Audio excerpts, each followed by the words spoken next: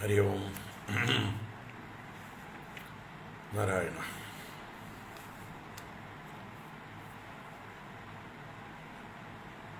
हरि ओम हरि ओम।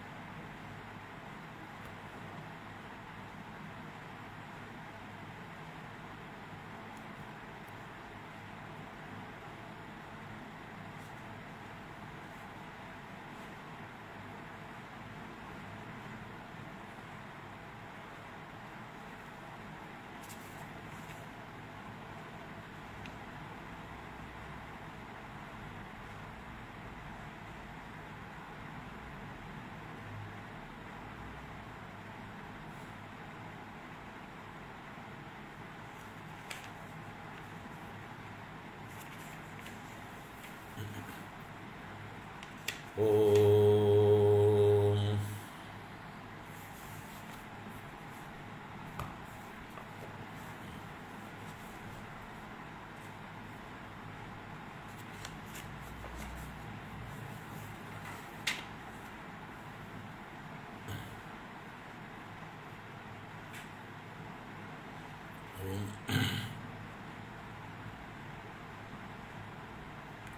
ओम शुक्लांबरधरं विष्णुं शशिवर्णं चतुर्भुजं प्रसन्नवदनं ध्यायेत् सर्वविघ्नोपशान्तये। गुरवे सर्वलोकानां भिषजे भवरोगिणां निधये सर्वविद्यानां दक्षिणामूर्तये नमः। जन्माद्यस्य यतोऽन्वयादितरतश्चार्तेष्वभिज्ञस्वराट् तेने ब्रह्महृदाय आदिकवये मुह्यन्ति यत्सूरयः। तेजो वारिमृदां यदा विनिमयो यत्र त्रिसर्गो मृषा दाम्ना स्वेन सदा निरस्तकुहकं सत्यं परं धीमहि। धर्मप्रोज्झितकैतवोऽत्र परमो निर्मल्सराणां सतां वेद्यं वास्तवमत्र वस्तु शिवदं तापत्रयोन्मूलनं श्रीमद्भागवते महामुनिकृते किं वा परैरीश्वरः सद्यो हृद्यवरुध्यते यत्र कृतिभिः शुश्रूषुभिस्तल्क्षणात्। निगमकल्पतरोर्गलितं बलं सुखमुखादमृतद्रवसंयुतं पिबत भागवतं रसमालयं मुहुरहो रसिका भुवि भावुकाः। नारायणं नमस्कृत्य नरं चैव नरोत्तमं देवीं सरस्वतीं व्यासं ततो जयमुदीरयेत्। यं प्रव्रजन्तमनुपेदमपेदकृत्यं द्वैपायनो विरहकातर आजुहाव पुत्रेदि तन्मयतयादरवो विनेदुः तं सर्वभूतहृदयं मुनिमानतोऽस्मि। यस्वानुभावमखिलश्रुतिसारमेकम् अध्यात्मदीपमदितिदीर्षतां तमोन्दं संसारिणां करुणयाः पुराणगुह्यं तं व्याससूनुमुपयामि गुरुं मुनीनाम्। मूकं करोति वाचालं पङ्गुं लङ्घयते गिरिं यत्कृपातमहं वन्दे परमानन्दमाधवम्। यं ब्रह्मा वरुणेन्द्ररुद्रमरुतः स्तुन्वन्ति दिव्यैस्तवैः वेदैः साङ्गपदक्रमोपनिषदैः गायन्ति यं सामगाः। ध्यानावस्थिततद्गतेन मनसा पश्यन्ति यं योगिनो यस्यान्तं न विदुःसुरासुरगणाः। देवाय तस्मै नमः। कोमलं कूजयन् वेणुं श्यामलोऽयं कुमारकः वेदवेद्यं परं ब्रह्म भासतां पुरतो मम। भूतैर्महद्भिर्यैमा पुरो विभुः നിർമായ ശേതേ യദമൂഷു പൂരുഷഃ ഭുങ്ക്തേ ഗുണാൻ ഷോഡശ ഷോഡശാത്മകഃ സോലങ്കൃഷീഷ്ട ഭഗവാൻ വജാംസി മേ സച്ചിദാനന്ദരൂപായ വിശ്വോത്പത്യാദിഹേതവേ താപത്രയ വിനാശായ ശ്രീകൃഷ്ണായ വയം നുമഃ. കൃഷ്ണായ വാസുദേവായ ഹരയേ പരമാത്മനെ പ്രണതക്ലേശനാശായ ഗോവിന്ദായ നമോ നമഃ. കൃഷ്ണായ വാസുദേവായ ദേവകീനന്ദനായ ച നന്ദഗോപകുമാരായ ഗോവിന്ദായ നമോ നമഃ. നമഃ പങ്കജനാഭായ നമഃ പങ്കജമാലിനേ നമഃ പങ്കജനേത്രായ നമസ്തേ പങ്കജാംഗ്രയേ. പീതാംബരം കരവിരാജിത ശംഖചക്ര കൗമോദഗീ സരസിജം കരുണാസമുദ്രം രാധാസഹായമതിസുന്ദരമന്ദഹാസം വാതാലയേശമനിശം ഹൃദി ഭാവയാമി.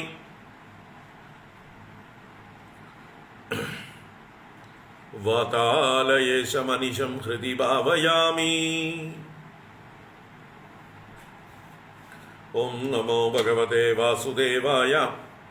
ഓം ശ്രീകൃഷ്ണ പരമാത്മനേ നമഃ. ഓം നമോ നാരായണായ.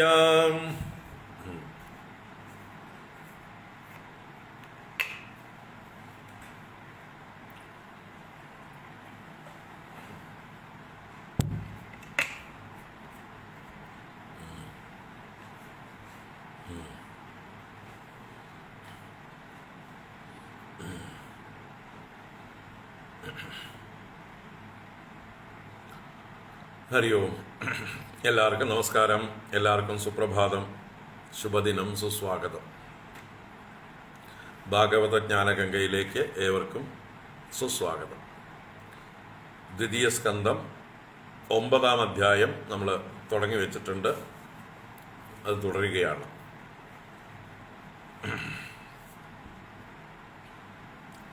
എട്ടാം അധ്യായത്തിൽ ശുഗബ്രഹ്മർഷിയോട് പരീക്ഷിത് രാജാവ് ഒരു ചോദ്യ പരമ്പര, വലിയൊരു ചോദ്യാവലി തന്നെ അവതരിപ്പിച്ചു.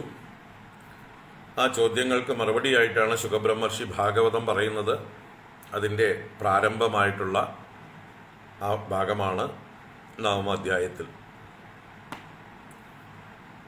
ഭഗവാൻ എങ്ങനെയാണ് സൃഷ്ടിയുടെ വ്യവസ്ഥ ചെയ്യുന്നത്, അഥവാ ആദ്യം ഒന്നും ഉണ്ടായിരുന്നില്ലല്ലോ, ആ ഒന്നുമില്ലായ്മയിൽ നിന്ന് എങ്ങനെയാണ് ഈ ദേഹങ്ങളൊക്കെ ഉണ്ടായത്, ദേഹമില്ലാത്ത ഭഗവാൻ ദേഹമെടുക്കുന്നത് എങ്ങനെ എന്നൊക്കെ വിവിധ രീതിയിൽ ചോദിക്കാം.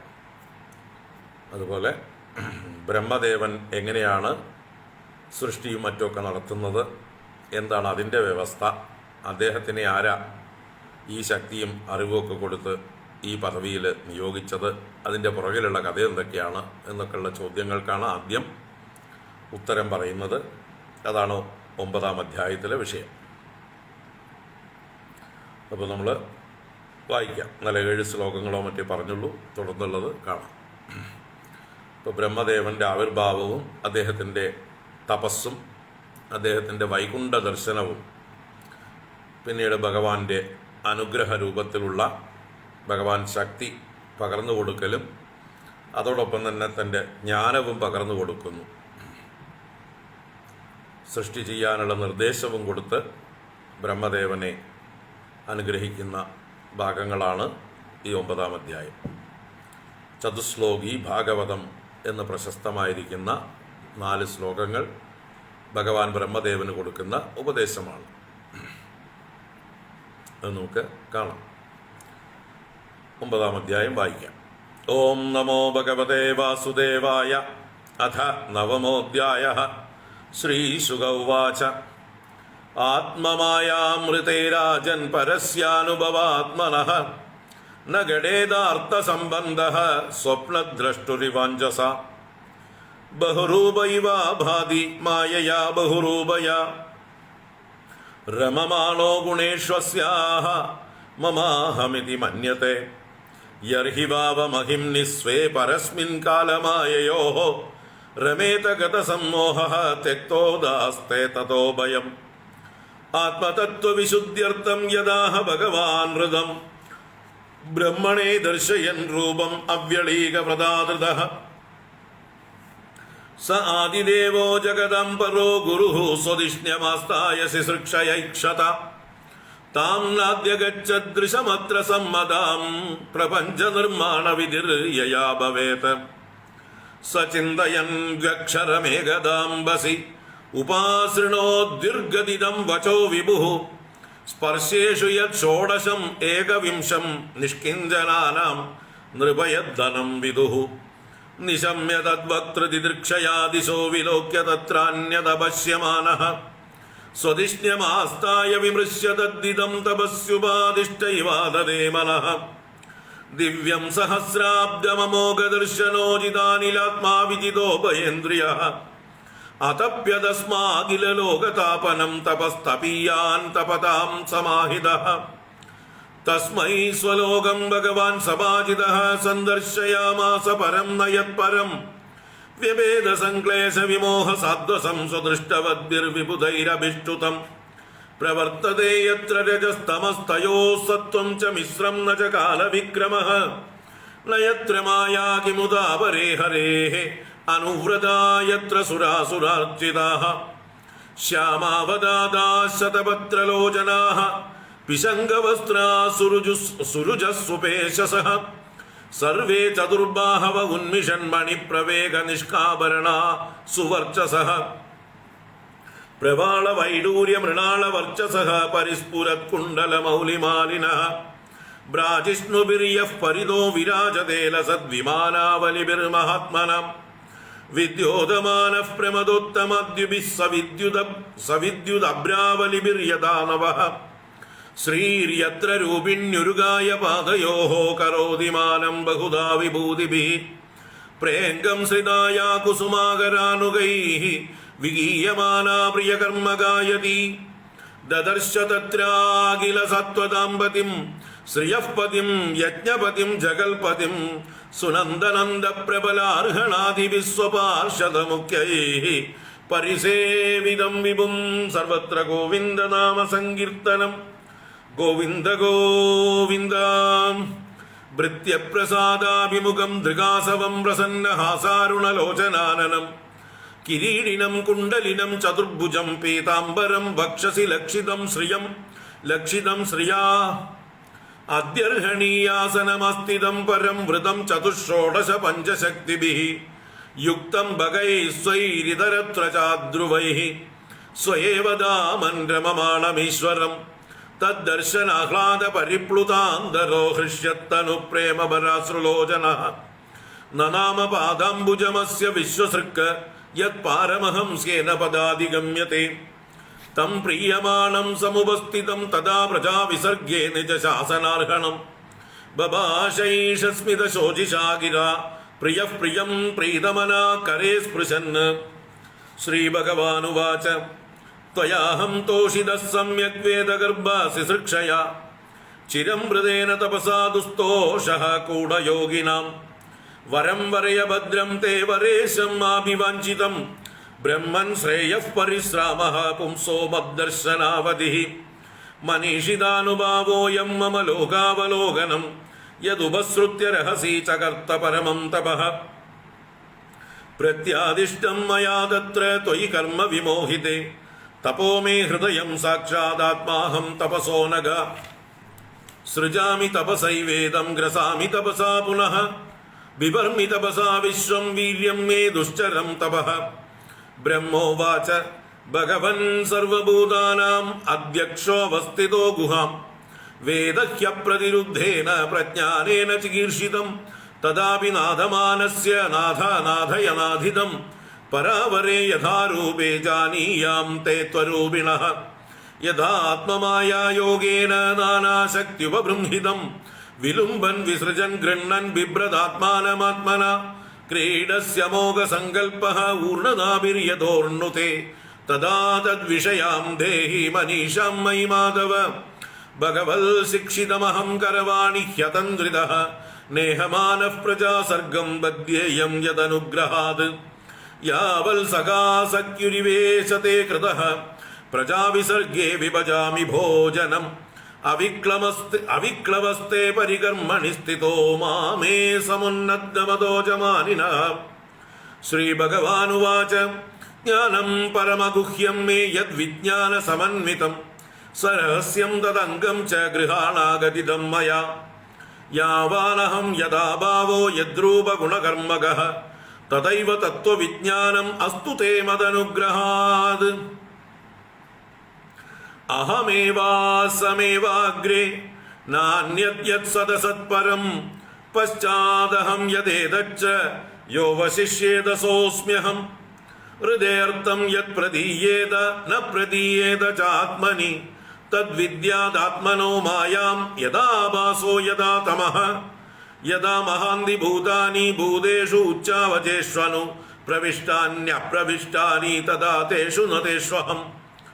ഏതാവദേവ ജിജ്ഞാസ്യം തത്വജിജ്ഞാസുനാത്മനഃ അന്വയവ്യതിരേകാഭ്യാം യത് സ്യാത് സർവത്ര സർവദാ. ഏതന്മദം സമാദിഷ്ട പരമേണ സമാധിന ഭവാൻ കൽപ്പവികൽപേഷു ന വിമുഹ്യതി കർഹിചിത്. ശ്രീശുക ഉവാച സംപ്രദിശ്യൈവമജനോ ജനാനാം പരമേഷ്ഠിനം പശ്യതസ്തസ്യ തദ്രൂപം ആത്മനോ നിരുണധ്വരിഃ. അന്തർഹിതേന്ദ്രിയാർത്ഥായ ഹരയേ വിഹിതാഞ്ജലിഃ. സർവഭൂതമയോ വിശ്വം സസർജേതം സപൂർവവത്. പ്രജാപതിർധർമ്മപതിർ ഏകദാ നിയമാന്യമാൻ ഭദ്രം പ്രജാനാമന്വിച്ഛൻ ആതിഷ്ഠത് സ്വാർത്ഥകാമ്യയാ. തം നാരദ പ്രിയതമോ റിക്താദാനാമനുവ്രതഃ ശുശ്രൂഷമാണശീലേന പ്രശ്രയേണ ദമേന ച മായാം വിവിദിശൻ വിഷ്ണോഃ മായേശസ്യ മഹാമുനിഃ. മഹാഭാഗവതോ രാജൻ പിതരം പര്യതോഷയത്.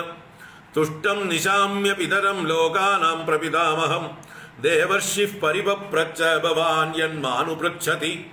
തസ്മാ ഇദം ഭാഗവതം പുരാണം ദശലക്ഷണം പ്രോക്തം ഭഗവതാ പ്രാഹ പ്രീതഃ പുത്രായ ഭൂതകൃത്. നാരദഃ പ്രാഹ മുനയേ സരസ്വത്യാസ്തടേ നൃപ. ധ്യായതേ ബ്രഹ്മ പരമം വ്യാസായാമിത തേജസേ. യദുദാഹം ത്വയാ പൃഷ്ടോ വൈരാജാത് പുരുഷാദിദം യദാസി തദുപാഖ്യാസ്യേ പ്രശ്നാൻ അന്യാംശ്ച കൃഷ്ണസഃ. ഹരി ഓം. ഇത് ശ്രീമദ്ഭാഗവതേ മഹാപുരാണേ പാരമഹംസ്യാം സംഹിതായാം ദ്വിതീയസ്കന്ധേ നവമോऽധ്യായഃ. സർവത്ര ഗോവിന്ദനാമ സങ്കീർത്തനം. ഗോവിന്ദ ഗോവിന്ദ. നാരായണാഖില ഗുരോ ഭഗവൻ നമസ്തേ.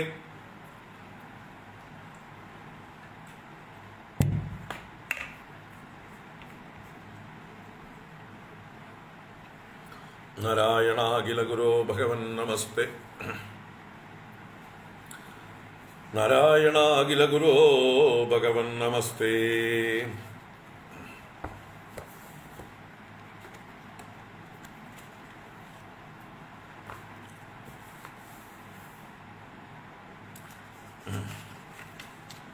ഹരി ഓം. എല്ലാവർക്കും ഒരിക്കൽ കൂടെ സ്വാഗതം.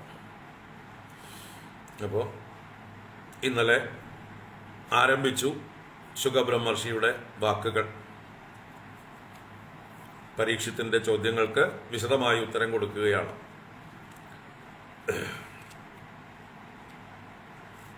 അപ്പോൾ ജീവന് എങ്ങനെയാണ് ദേഹം ഉണ്ടായത് അഥവാ ദേഹബന്ധമുണ്ടായത് എന്നുള്ള ചോദ്യത്തിന് മറുപടിയായിട്ട് വാസ്തവത്തിൽ മായയല്ലാതെ അനുഭവാത്മാവായ ആ പരമാത്മാവിന് അർത്ഥസംബന്ധം ന ഗഡേത. അത് സ്വപ്ന ദ്രഷ്ടുഹു ഇവ. സ്വപ്നം കാണുന്നത് പോലെയാണ് ജീവന് ഈ ശരീരബന്ധം. അഥവാ ഈശ്വരൻ തന്നെ ശരീരബന്ധം ഏർപ്പെടുമ്പോഴാണ് ജീവൻ എന്ന് പറയുന്നത്. ഈശ്വരൻ്റെ അംശം തന്നെ ഒരു ശരീരത്തിൽ അഭിമാനിക്കുമ്പോൾ ജീവത്വമായി. അപ്പോൾ ഒരു ശരീരവുമായിട്ടുള്ള താദാത്മ്യം ജീവന്റെ അംശത്തിന്, ജീവന്റെ പ്രതിബിംബത്തിന് ഒക്കെ വേണമെങ്കിൽ പറയാം. ഒരു ശരീരത്തിൽ പ്രതിബിംബിച്ച ഈശ്വര ചൈതന്യം ആ ശരീരവുമായി ഐക്യം പ്രാപിക്കുകയാണ് സ്വപ്നം കാണും പോലെ. തന്നെ മറന്ന്, തൻ്റെ സ്വരൂപം മറന്ന്, വാസ്തവം മറന്ന്. അതല്ലാതെ വേറെ വാസ്തവത്തിൽ ഈ ശരീരബന്ധം പരമാർത്ഥമൊന്നുമല്ല.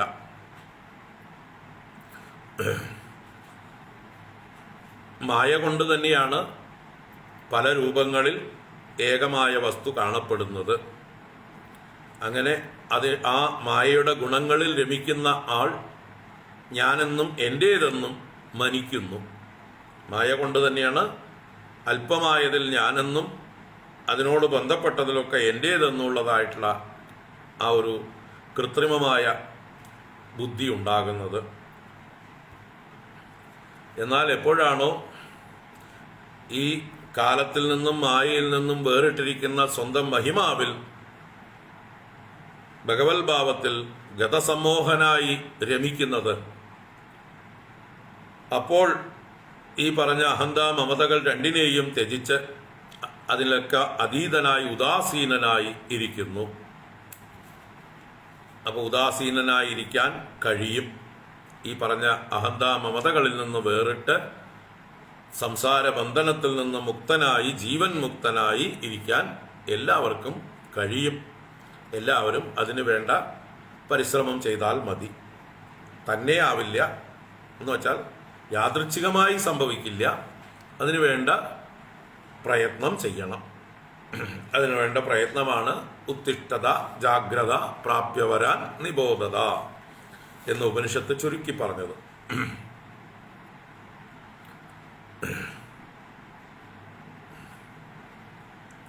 ഇനി ആ ഭഗവാൻ ബ്രഹ്മദേവനായിക്കൊണ്ട് തൻ്റെ തത്വത്തെ അറിയാനായിക്കൊണ്ട് ഏതൊരു സത്യസ്വരൂപത്തെ ദർശിപ്പിച്ചുകൊണ്ട് എന്തൊന്നിനെ പറഞ്ഞുവോ, പരമാർത്ഥമായ വ്രതത്തോടു കൂടിയവനായ ഭഗവാൻ ഏതൊന്നിനെ പറഞ്ഞുവോ അത് നീ കേട്ടോളൂ എന്ന് പറഞ്ഞുകൊണ്ട് ആ ബ്രഹ്മദേവന് ഭഗവാൻ ഉപദേശിച്ച വേദസാരമായ ചതുശ്ലോകി ഭാഗവതത്തെ ഉപദേശിക്കുവാനായിക്കൊണ്ട് ആ ബ്രഹ്മദേവന്റെ ഉൽപ്പത്തിയും അദ്ദേഹത്തിൻ്റെ തപസ്സിനെക്കുറിച്ചും പറഞ്ഞ് ആരംഭിച്ചു. അതാണ് 5-ാം ശ്ലോകം മുതൽ.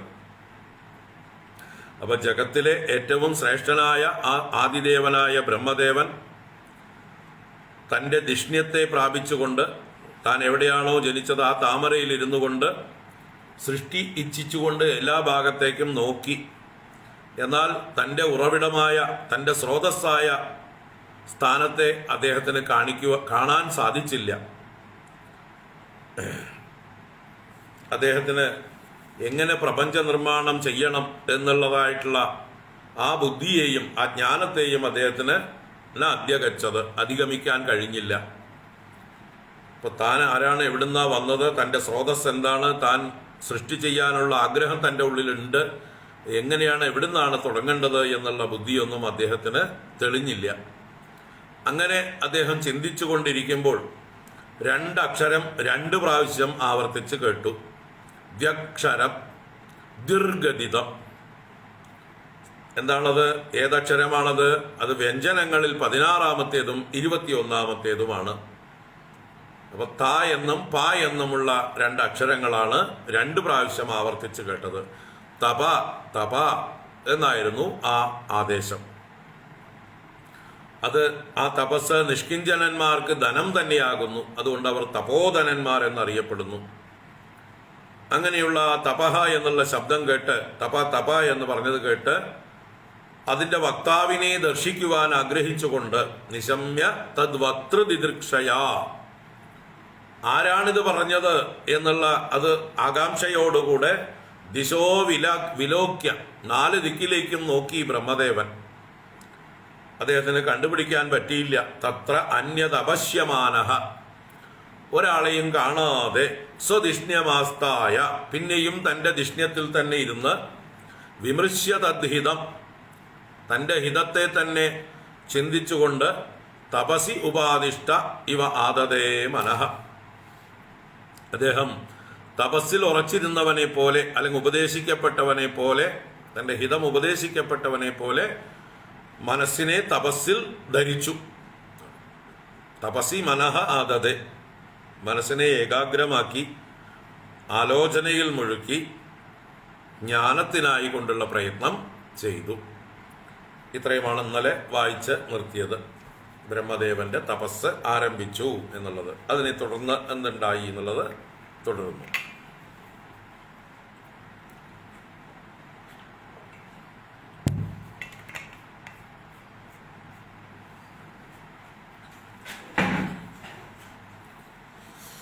നാരായണ. ദിവ്യം സഹസ്രാബ്ദമമോഘദർശനോ ജിതാനിലാത്മാ വിജിതോഭയേന്ദ്രിയഃ അതപ്യതസ്മാഖിലലോകതാപനം തപസ്തപീയാൻ തപതാം സമാഹിതഃ. ദിവ്യം സഹസ്രാബ്ദമമോഘദർശനോ ജിതാനിലാത്മാ വിജിതോഭയേന്ദ്രിയഃ അതപ്യതസ്മാഖിലലോകതാപനം തപസ്തപീയാൻ തപതാം സമാഹിതഃ. അമോഘദർശനഃ സമാഹിതഃ ജിതാനിലാത്മാ വിജിതോഭയേന്ദ്രിയഃ തപതാം തപീയാൻ. ഇതൊക്കെ ബ്രഹ്മദേവന്റെ വിശേഷണങ്ങൾ തന്നെയാണ്. അങ്ങനെയുള്ള അദ്ദേഹം ബ്രഹ്മദേവൻ ദിവ്യം സഹസ്രാബ്ദം അഖില ലോകതാപനം തപഃ അതപ്യത സ്മ. അപ്പൊ ബ്രഹ്മദേവൻ ദിവ്യം സഹസ്രാബ്ദം, ദിവ്യം സഹസ്രാബ്ദം എന്ന് പറഞ്ഞാൽ ദേവന്മാരെ സംബന്ധിച്ച 1000 വർഷങ്ങൾ, 1000 ദിവ്യ സംവത്സരങ്ങൾ എന്നർത്ഥം. അപ്പോൾ നമ്മുടെ സംവത്സരങ്ങളിലേക്ക് കൺവേർട്ട് ചെയ്യാൻ 365 കൊണ്ട് പെരുക്കിയാൽ മതി.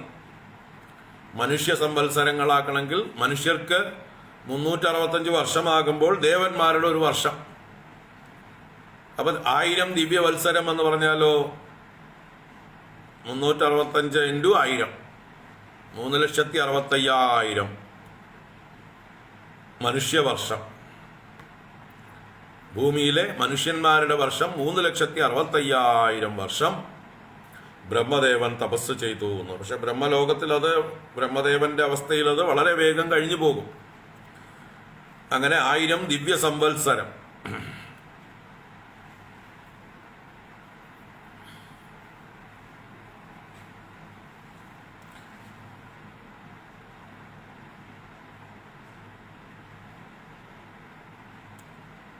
ആയിരം ദിവ്യ സംവത്സരം അഖില ലോകതാപനം തപഃ അതപ്യതസ്മ. അഖില ലോകതാപനം, സകല ലോകങ്ങളെയും പ്രകാശിപ്പിക്കുന്നതായിട്ടുള്ള എന്നുള്ള അർത്ഥത്തിലാണ് ഇവിടെ. തൻ്റെ ഉള്ളിൽ പൂർവകൽപ്പത്തിലുണ്ടായിരുന്ന ലോകങ്ങളെ മുഴുവൻ പ്രകാശിപ്പിക്കുന്ന, നമ്മൾ ഏത് കാര്യവും കർമ്മം ആരംഭിക്കുന്നതിന് മുമ്പായിട്ട് ഒന്ന് എവിടെയെങ്കിലും ഒരു ഭാഗത്തൊന്ന് ഇരുന്നിട്ടൊന്ന് ആലോചിക്കുക. എവിടുന്നാ തുടങ്ങേണ്ടത്, എങ്ങനെയാ തുടങ്ങേണ്ടത്, എന്തൊക്കെയാണ് എൻ്റെ കയ്യിലുള്ളത്, എന്തൊക്കെയാണ് എൻ്റെ ശക്തി, എത്ര സമയം എനിക്കുണ്ട്, ആരൊക്കെയാണ് സഹായികൾ, ഇങ്ങനെയുള്ള കാര്യങ്ങളെക്കുറിച്ചൊക്കെ ചിന്തിച്ചുകൊണ്ട് വേണം നമ്മൾ ഏത് കർമ്മവും ആരംഭിക്കാനായിക്കൊണ്ട്. അപ്പോൾ ഇദ്ദേഹം ചിന്തിച്ചത് എന്താണ്? പൂർവകൽപ്പത്തെക്കുറിച്ച്, മുൻ സൃഷ്ടിയെക്കുറിച്ച്. അപ്പോൾ അതിൽ ഏതൊക്കെ കഴിവുകൾ, എന്തൊക്കെ സാധനങ്ങൾ ഉണ്ട്, അതിനെക്കുറിച്ചൊക്കെ ദർശിച്ചു. അതാണ് ഇവിടെ അഖില ലോക താപനം തപഃ അതപ്യതസ്മ. സകല ലോകങ്ങളെയും പ്രകാശിപ്പിക്കുന്നതായിട്ടുള്ള തപസ്സിനെ തപിച്ചു എന്ന്. ഇപ്പൊ ലോകങ്ങളായിട്ടില്ല അല്ലേ, പുറത്ത് ലോകങ്ങളായിട്ടില്ല ലോകങ്ങളെ പ്രകാശിപ്പിക്കാൻ. അപ്പോൾ അകത്ത് അദ്ദേഹത്തിന്റെ ഉള്ളില് ലോകങ്ങളെ പ്രകാശിപ്പിക്കുവാനായിക്കൊണ്ടുള്ള തപസ്സിനെ അദ്ദേഹം ചെയ്തു എന്നർത്ഥം. 1000 ദിവ്യവത്സരം. അപ്പൊ ഇവിടെ ബ്രഹ്മദേവനെ വിശേഷിപ്പിച്ച പദങ്ങളാണ് അമോഘദർശനഃ, ജിതാനിലാത്മാ, വിജിതോഭയേന്ദ്രിയഃ, തപസ്തപീയാൻ അല്ലെങ്കിൽ തപതാം തപീയാൻ, സമാഹിതഃ എന്നൊക്കെ. അമോഘദർശനഃ, അമോഘദർശനഃ എന്ന് പറഞ്ഞാൽ മോഘമല്ലാത്ത ദർശനത്തോടു കൂടിയവൻ. മോഘം എന്നാൽ വ്യർത്ഥം, അമോഘം അപ്പോൾ വ്യർത്ഥമാകാത്തത്, സഫലമാകുന്നത്, സത്യമാകുന്നത്. ദർശനം സങ്കല്പം. അപ്പോൾ സത്യസങ്കല്പനാണ് ബ്രഹ്മദേവൻ. അദ്ദേഹം നിഷ്കളങ്കനാണ്. അതുകൊണ്ട് തന്നെ സത്യസങ്കല്പനാണ് എന്നർത്ഥം. അങ്ങനെയുള്ള അദ്ദേഹം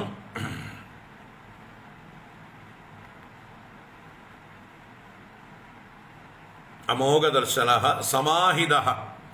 സമാഹിത നല്ല സമാഹിത ചിത്തനായിട്ട്, നല്ല അടക്കത്തോടു കൂടിയവനായിട്ട്. ജിത അനിലാത്മ, ജയിക്കപ്പെട്ട പ്രാണവായുവോടും മനസ്സോടും കൂടിയവനായിട്ട്.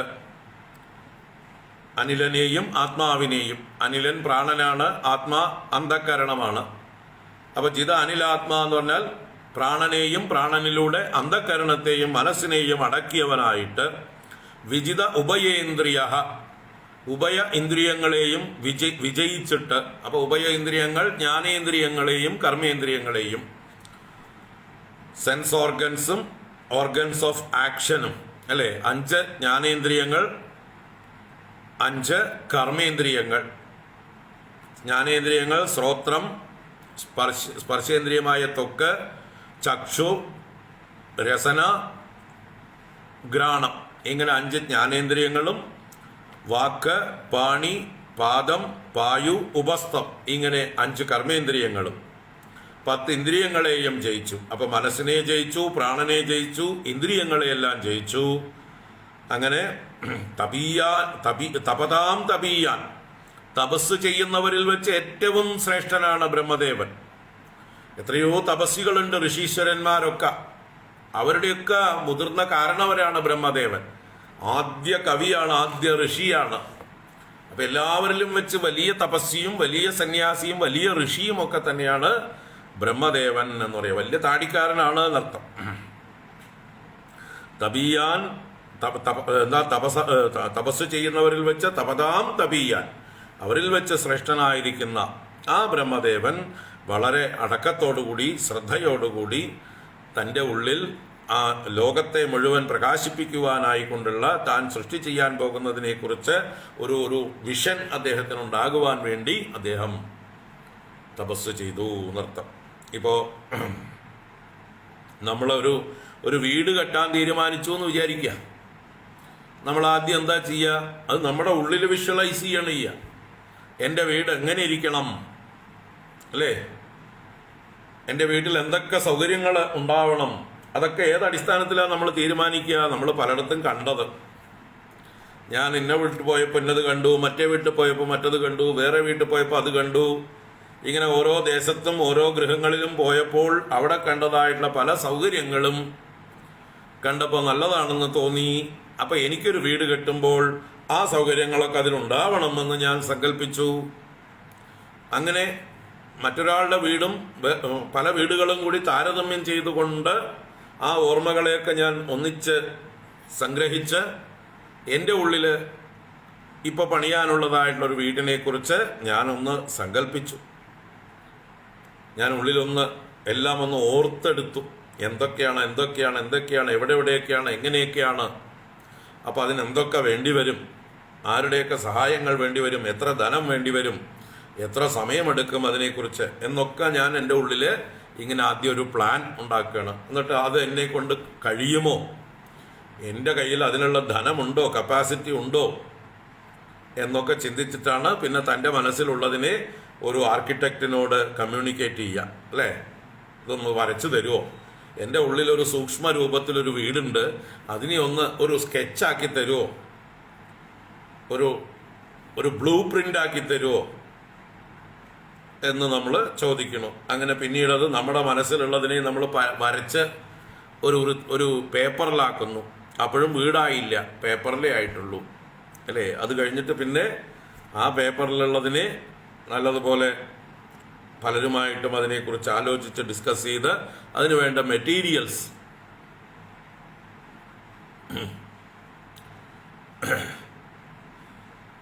ഒക്കെ സെയിം തന്നെ. എന്താണത് തന്നെയല്ലേ നാരായണീയത്തിൽ പറഞ്ഞത്? എന്താ സംശയം? ഭാഗവതം തന്നെയല്ലേ നാരായണീയം ഒക്കെ എല്ലാം. അത് പറയുമ്പോൾ ഇതും പറഞ്ഞതല്ലേ? അത് കേട്ടിട്ടുണ്ടെങ്കിൽ അറിയാം. നിങ്ങൾ ആ ക്ലാസ്സിൽ ഉണ്ടായിരുന്നോ എന്നറിയില്ല, പുതിയ ആളാണോ എന്നറിയില്ല.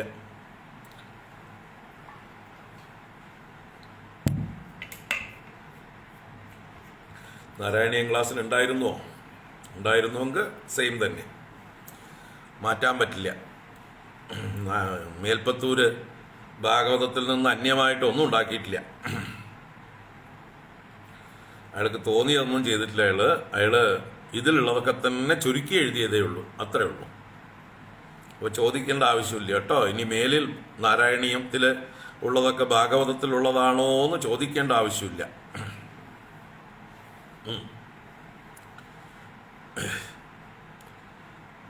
അപ്പോൾ ആദ്യം ആ ബ്ലൂ പ്രിന്റ്, പിന്നീട് അതിന് വേണ്ട മെറ്റീരിയൽസ് ആർജിക്കുന്നു. ആ മെറ്റീരിയൽസിനെയൊക്കെ കൊണ്ടുവന്ന് അതിന് പണിയാനുള്ള ആളുകളെ കൊണ്ട് നമ്മൾ ക്രമത്തിൽ പണിയുന്നു. അങ്ങനെയാണ് വീട് കെട്ടുക, അല്ലേ? അപ്പം ഇതുപോലെ തന്നെയാണ് ബ്രഹ്മദേവൻ ഈ പ്രപഞ്ചമാകുന്ന വീട് കെട്ടിയത്. പണിതിട്ടും പണിതിട്ടും പണിതീരാത്തൊരു പ്രപഞ്ച മന്ദിരമേ എന്നും പണിയാണ് ഇവിടെ. റിപ്പയറും പണിയും മെയിൻ്റനൻസും നടന്നുകൊണ്ടേയിരിക്കുകയാണ്.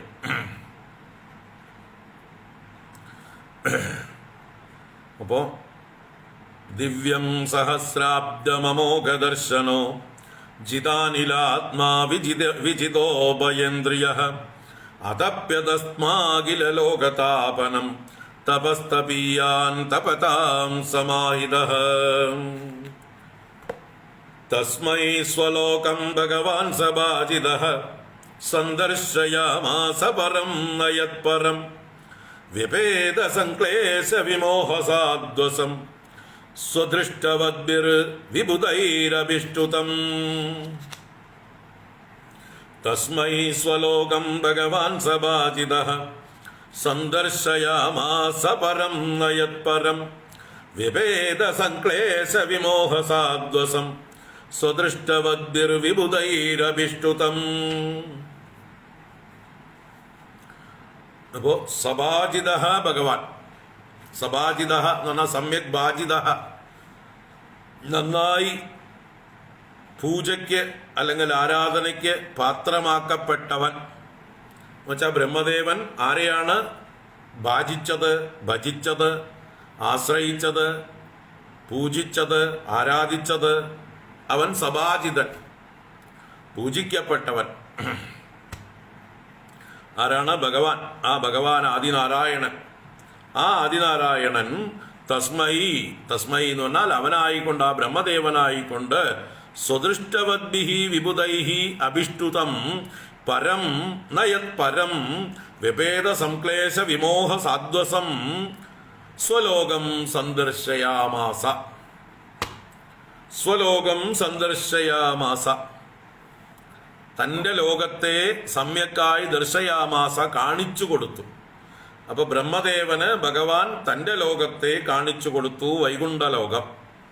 ആ ലോകം കീദൃശം, അതിനെയാണ് വിശേഷിപ്പിച്ചത് സ്വദൃഷ്ടവദ്ഭിഹി വിബുധൈരഭിഷ്ടുതം പരം നയത് പരം വിഭേദ സംക്ലേശ വിമോഹ സാദ്വസം. ആ സ്വലോകത്തെ 4 വിശേഷണങ്ങളെ കൊണ്ട് ഇതിൽ പറഞ്ഞു. ഇനി വരിവരിയായിട്ട് വരുന്ന ശ്ലോകങ്ങളൊക്കെ വൈകുണ്ഠത്തെ വർണ്ണിക്കുന്നതാണ്. എങ്കിലും ഇവിടെയും ആ വൈകുണ്ഠത്തെ പ്രത്യേകമായിട്ട് എടുത്തു പറഞ്ഞു. സ്വദൃഷ്ടവദ്ഭിഹി വിബുധൈരഭിഷ്ടുതം. വിബുധന്മാരെന്നാൽ ദേവന്മാര്, അവരാൽ അഭിഷ്ടുതം എന്ന് പറഞ്ഞാൽ അഭിതഃ സ്തുതം, നന്നായി സ്തുതിക്കപ്പെടുന്നത്. അപ്പോൾ ദേവന്മാർ പുകഴ്ത്തുന്ന ഒരു സ്ഥാനമാണ് വൈകുണ്ഠം. അപ്പൊ ദേവലോകത്തേക്കാൾ എത്ര ശ്രേഷ്ഠമായിരിക്കും എന്നർത്ഥം.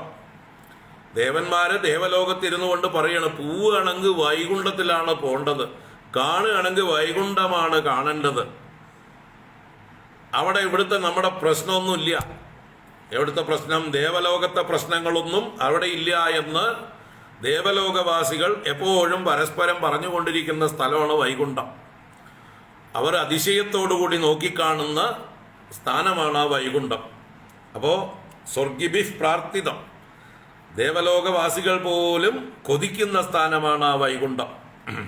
അതാണ് വിബുധൈർ അഭിഷ്ടുതം. എങ്ങനെയുള്ള വിബുധൈഹി? സ്വദൃഷ്ടവദ്ഭിഹി വിബുധൈഹി എന്ന് പറഞ്ഞു. വിബുധന്മാരെ വിശേഷിപ്പിച്ചതാണ് സ്വദൃഷ്ടവദ്ഭിഹി. സ്വദൃഷ്ടവദ്ഭിഹി എന്ന് പറഞ്ഞാൽ നല്ല സുഷ്ടു അദൃഷ്ടവദ്ഭിഹി എന്നാണ് അർത്ഥം. സു പ്ലസ് അദൃഷ്ടം സ്വദൃഷ്ടം. സുഷ്ടുവായത്, അദൃഷ്ടം ഭാഗ്യം പുണ്യം എന്നൊക്കെ അർത്ഥം. സുകൃതം. അദൃഷ്ടം എന്ന് പറഞ്ഞാൽ മുമ്പ് ചെയ്ത കർമ്മങ്ങളെയാണ് അദൃഷ്ടം എന്ന് പറയുന്നത്. പൂർവജന്മങ്ങളിൽ ചെയ്ത കർമ്മങ്ങൾ അദൃഷ്ടമായി കിടക്കുന്നു. ആ അദൃഷ്ടമായിട്ടുള്ള കർമ്മങ്ങളുടെ ഫലമായിട്ടാണ് ഇപ്പോ നമ്മൾ ദൃഷ്ടമായ പലതും അനുഭവിച്ചുകൊണ്ടിരിക്കുന്നത്. ഇപ്പൊ ദൃഷ്ടം, പക്ഷെ അത് എന്താണെന്ന് നമുക്ക് കാണാൻ പറ്റില്ല. അതുപോലെ ഇപ്പൊ നമ്മൾ ചെയ്തുകൊണ്ടിരിക്കുന്ന കർമ്മത്തിന്റെ ഫലവും അദൃഷ്ടമാണ്. നമുക്ക് അത് നാളെ നമുക്ക് ദൃഷ്ടമാകുള്ളൂ. ഇപ്പൊ നമ്മൾ ചെയ്തു കൂട്ടുന്നുണ്ട് പലതും, അതൊക്കെ നമ്മുടെ അക്കൗണ്ടിൽ കയറ്റുന്നുണ്ട്, പക്ഷെ നമുക്ക് കാണാൻ പറ്റില്ല അക്കൗണ്ട് ബാലൻസ് എത്രയാണെന്ന്. ബാങ്കില് അക്കൗണ്ടില് അപ്പപ്പോ ക്രെഡിറ്റ് വരുമ്പോ നമുക്ക് SMS വരുന്നുണ്ട്. ഇപ്പോ അതുപോലെ വരില്ല. അക്കൗണ്ടിൽ പോയി നോക്കി കാണാൻ പറ്റില്ല. നമുക്ക് എത്രയുണ്ട് ബാലൻസ് എന്ന് അറിയാൻ പറ്റില്ല. സമയമാകുമ്പോൾ വരും. അതാണ് അദൃഷ്ടം. എന്നാ ദൃശ്യത, കാണപ്പെടാത്തത്, കാണാൻ പറ്റാത്തത്. നമ്മൾ മുമ്പ് ചെയ്ത പുണ്യങ്ങളും ഇപ്പൊ ചെയ്തുകൊണ്ടിരിക്കുന്ന പുണ്യങ്ങളുടെയൊക്കെ ഫലമായിട്ടാണ് നമ്മൾ ഇപ്പോഴും നാളെയും ഒക്കെ സുഖങ്ങൾ അനുഭവിക്കാൻ പോകുന്നത്. അപ്പൊ ഇവരോ, ഈ ദേവന്മാരോ അദൃഷ്ടവാന്മാരാണ്. നല്ല പുണ്യകർമ്മങ്ങൾ ചെയ്തിട്ടാണ് അവർ ഓൾറെഡി സ്വർഗത്തിൽ എത്തിയിരിക്കുന്നത്. എന്നിട്ടും അവർ അവിടെ നിന്ന് മുകളിലേക്ക് നോക്കി വൈകുണ്ഠം നോക്കിയിട്ട് അവര് ആശ്ചര്യപ്പെടുകയാണ്. അപ്പോ അവരുടെ അദൃഷ്ടമൊന്നും പോരാ വൈകുണ്ഠത്തിലെത്താൻ എന്നർത്ഥം. അവ സ്വദൃഷ്ടവദ്ഭിഹി വിബുധൈഹി അഭിഷ്ടുതം. പുണ്യകർമ്മങ്ങൾ ചെയ്ത ദേവന്മാരാൽ പോലും സ്തുതിക്കപ്പെടുന്നതായിട്ടുള്ള സ്ഥാനമാണ് വൈകുണ്ഠം. അത് പരം എന്ന് പറഞ്ഞാൽ എല്ലാ ലോകങ്ങൾക്കും പരം, ശ്രേഷ്ഠം, അതീതം, എല്ലാറ്റിൻ്റെയും മുകളിൽ ഉപരിയായിരിക്കുന്നത് പരം, ശ്രേഷ്ഠമായത്. നയത് പരം എന്ന അടുത്ത പദം. നയത് പരം എന്ന് പറഞ്ഞാലോ അതിനേക്കാൾ മുകളിൽ ഒരു ലോകം ഇല്ലതാനും. That is the ultimate. അതിന്റെ മുകളിലുണ്ടോ എന്ന് ചോദിച്ചാൽ നോ നോ നോ നോ, ഒന്നുമില്ല. യത് പരം ന, അതിന്റെ മുകളിൽ യാതൊന്നുമില്ല. അതാണ് ഏറ്റവും ഉപരിയായിട്ടിരിക്കുന്നത്. ദ സൂപ്പർലേറ്റീവ് ഡിഗ്രി അതാണ് ന യത് പരം. വ്യപേദ സംക്ലേശ വിമോഹ സാധ്വസം. വ്യപേദം വിശേഷേണ അപേദം, നല്ലോണം പോയത്. എന്താണ്? സംക്ലേശങ്ങള്, സമ്യക്കായ ക്ലേശങ്ങളും വിമോഹവും സാധ്വസവും. അപ്പൊ ക്ലേശങ്ങൾ എന്ന് പറഞ്ഞാൽ പഞ്ചക്ലേശങ്ങളുണ്ട്. നമ്മളെ ക്ലേശിപ്പിക്കുന്നതായിട്ടുള്ള ഒരു 5 കാര്യങ്ങളാണ് അവിദ്യ, അസ്മിത, രാഗം, ദ്വേഷം, അഭിനിവേശം. നമുക്ക് എല്ലാ ക്ലേശങ്ങളുടെയും മൂലം ഇവിടെ കിടക്കുന്നത്. ഏറ്റവും മൂലമായത് അവിദ്യ. നമ്മളെ മറന്നതാണ് ഏറ്റവും വലിയ ക്ലേശം. അവിടുന്ന് തുടങ്ങി അതിൻ്റെ ബൈ പ്രോഡക്റ്റായിട്ട്, അതിൻ്റെ അനിയത്തിമാരായിട്ട് ഉണ്ടാകുന്നു അസ്മിത. ഞാൻ ആരെന്ന് ആത്മസ്വരൂപം മറന്നതോടുകൂടി ഈ ദേഹത്തിൽ അസ്മിത. ദിസ് ഈസ് മീ, അഹമസ്മി, ദേഹോഹം, ദേഹോസ്മി എന്നിങ്ങനെ അസ്മിത വരുന്നു.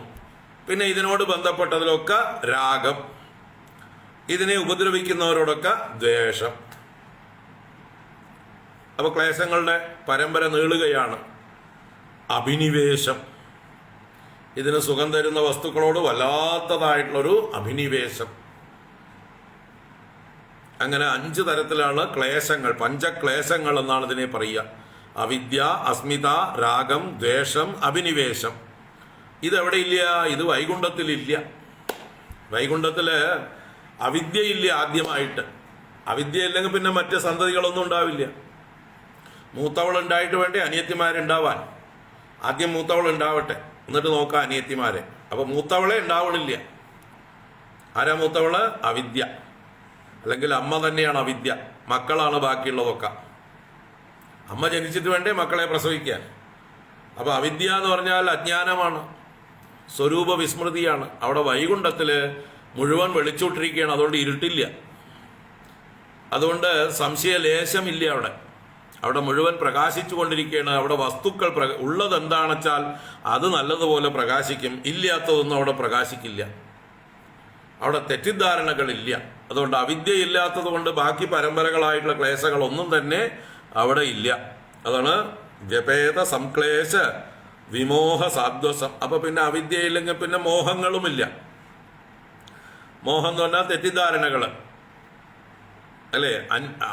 ആദ്യം അജ്ഞാനമുണ്ടായാലേ അന്യതാജ്ഞാനം ഉണ്ടാവുകയുള്ളൂ. ഇഗ്നോറൻസിൽ നിന്നാണ് പിന്നീട് നമ്മൾക്ക് കൺഫ്യൂഷൻ ഉണ്ടാകുന്നത്, തെറ്റിദ്ധാരണകൾ ഉണ്ടാകുന്നത്, ഒന്നിനെയും മറ്റൊന്നായിട്ട് നമ്മൾ മിസ്റ്റേക്കിംഗ് ഉണ്ടാകുന്നത്, മിസ്അണ്ടർസ്റ്റാൻഡിങ്. ആദ്യം അജ്ഞാനം വേണം. അതില്ലാത്തത് കൊണ്ട് മോഹമില്ല. അതുപോലെ സാധ്വസം എന്ന് പറഞ്ഞാൽ ഭയം, ഭയലേശവുമില്ല. എല്ലാം തെളിഞ്ഞ് പ്രകാശിക്കുമ്പോൾ പിന്നെന്ത് ഭയം? സംശയത്തിൻ്റെ ലേശം പോലുമില്ല അവിടെ. അപ്പോൾ അവിടെ ഈ ഈ വൈകുണ്ഠ ലോകത്തില് എന്തില്ല? സംക്ലേശമില്ല, വിമോഹമില്ല, സാധ്വസമില്ല, എല്ലാം വ്യപേദം. അങ്ങനെയുള്ള സ്വലോകം, വൈകുണ്ഠ ലോകം, ഭഗവാന്റെ ലോകത്തെ സന്ദർശയാമാസ, സമ്യക് ദർശയാമാസ, നന്നായി കാണിച്ചു കൊടുത്തു ആദിനാരായണൻ തപസ് ചെയ്ത ബ്രഹ്മദേവനിൽ പ്രസാദിച്ചിട്ട്. എന്താണ്? തസ്മൈ സ്വലോകം ഭഗവാൻ സഭാജിതഃ സന്ദർശയാമാസ പരം നയത് വ്യപേദ സംക്ലേശ വിമോഹ സാധ്വസം സ്വദൃഷ്ടവദ്ഭിർവിബുധൈർ അഭിഷ്ടുതം പ്രവർത്തതേ യത്ര രജസ്തമസ്തയോഃ സത്വം ച മിശ്രം ന ച കാലവിക്രമഃ ന യത്ര മായാ കിമുദാ പരേ ഹരേഃ അനുവ്രതാ യത്ര സുരാസുരാർച്ചിതാഃ പ്രവർത്തതേ യത്ര രജസ്തമസ്തയോഃ സത്വം ച മിശ്രം ന ച കാലവിക്രമഃ ന യത്ര മായാ കിമുദാ പരേ ഹരേഃ അനുവ്രതാ യത്ര സുരാസുരാർച്ചിതാഃ. ആ വൈകുണ്ഠത്തെ വർണ്ണിക്കാൻ തുടങ്ങുകയാണ്. അനേക ശ്ലോകങ്ങളിലാണ് വൈകുണ്ഠത്തെ വർണ്ണിക്കുന്നത്.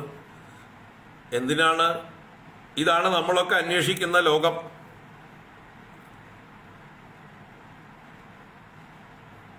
ഈ ലോകത്തെ പ്രാപിക്കാനാണ് നമ്മളൊക്കെ വെമ്പുന്നത്. ഈ ലോകത്തെത്താൻ നമ്മളൊക്കെ കൊതിക്കുന്നുണ്ട്.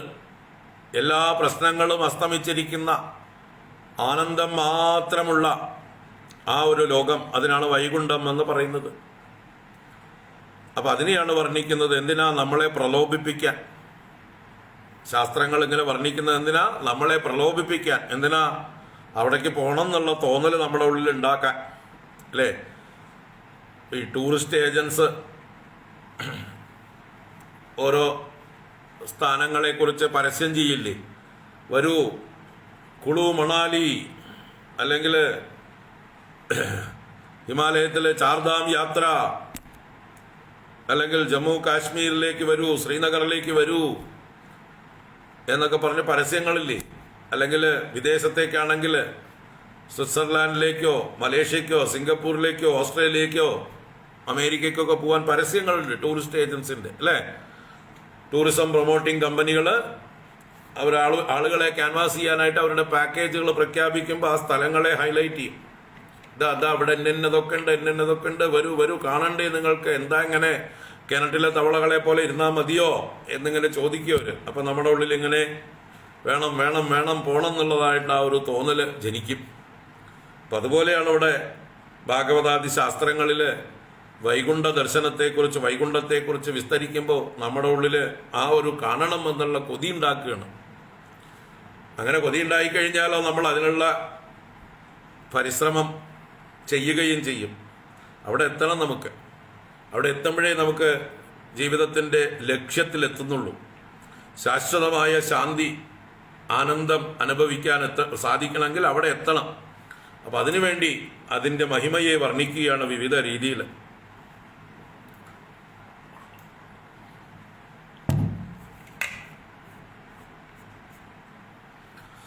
പ്രവർത്തതേ യത്ര രജസ്തമസ്തയോഃ സത്വം ച മിശ്രം ന ച കാലവിക്രമഃ ന യത്ര മായാ കിമുദാ പരേ ഹരേഃ അനുവ്രതാ യത്ര സുരാസുരാർച്ചിതാഃ.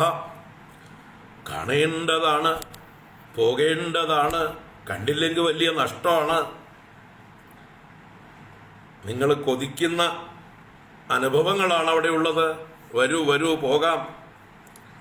യത്ര രജഃ തമഃ തയോഃ മിശ്രം സത്വം ച കാലവിക്രമഃ മായ ന പ്രവർത്തതേ. പ്രവർത്തതേ യത്ര, ഇവിടെ നാന്ന് രണ്ടാമത്തെ വരിയിൽ നടുവിലാ കൊണ്ടിട്ടിരിക്കുന്നത്. ആ നാനെ ഇവിടേക്ക് എടുക്കണം. ന പ്രവർത്തതേ,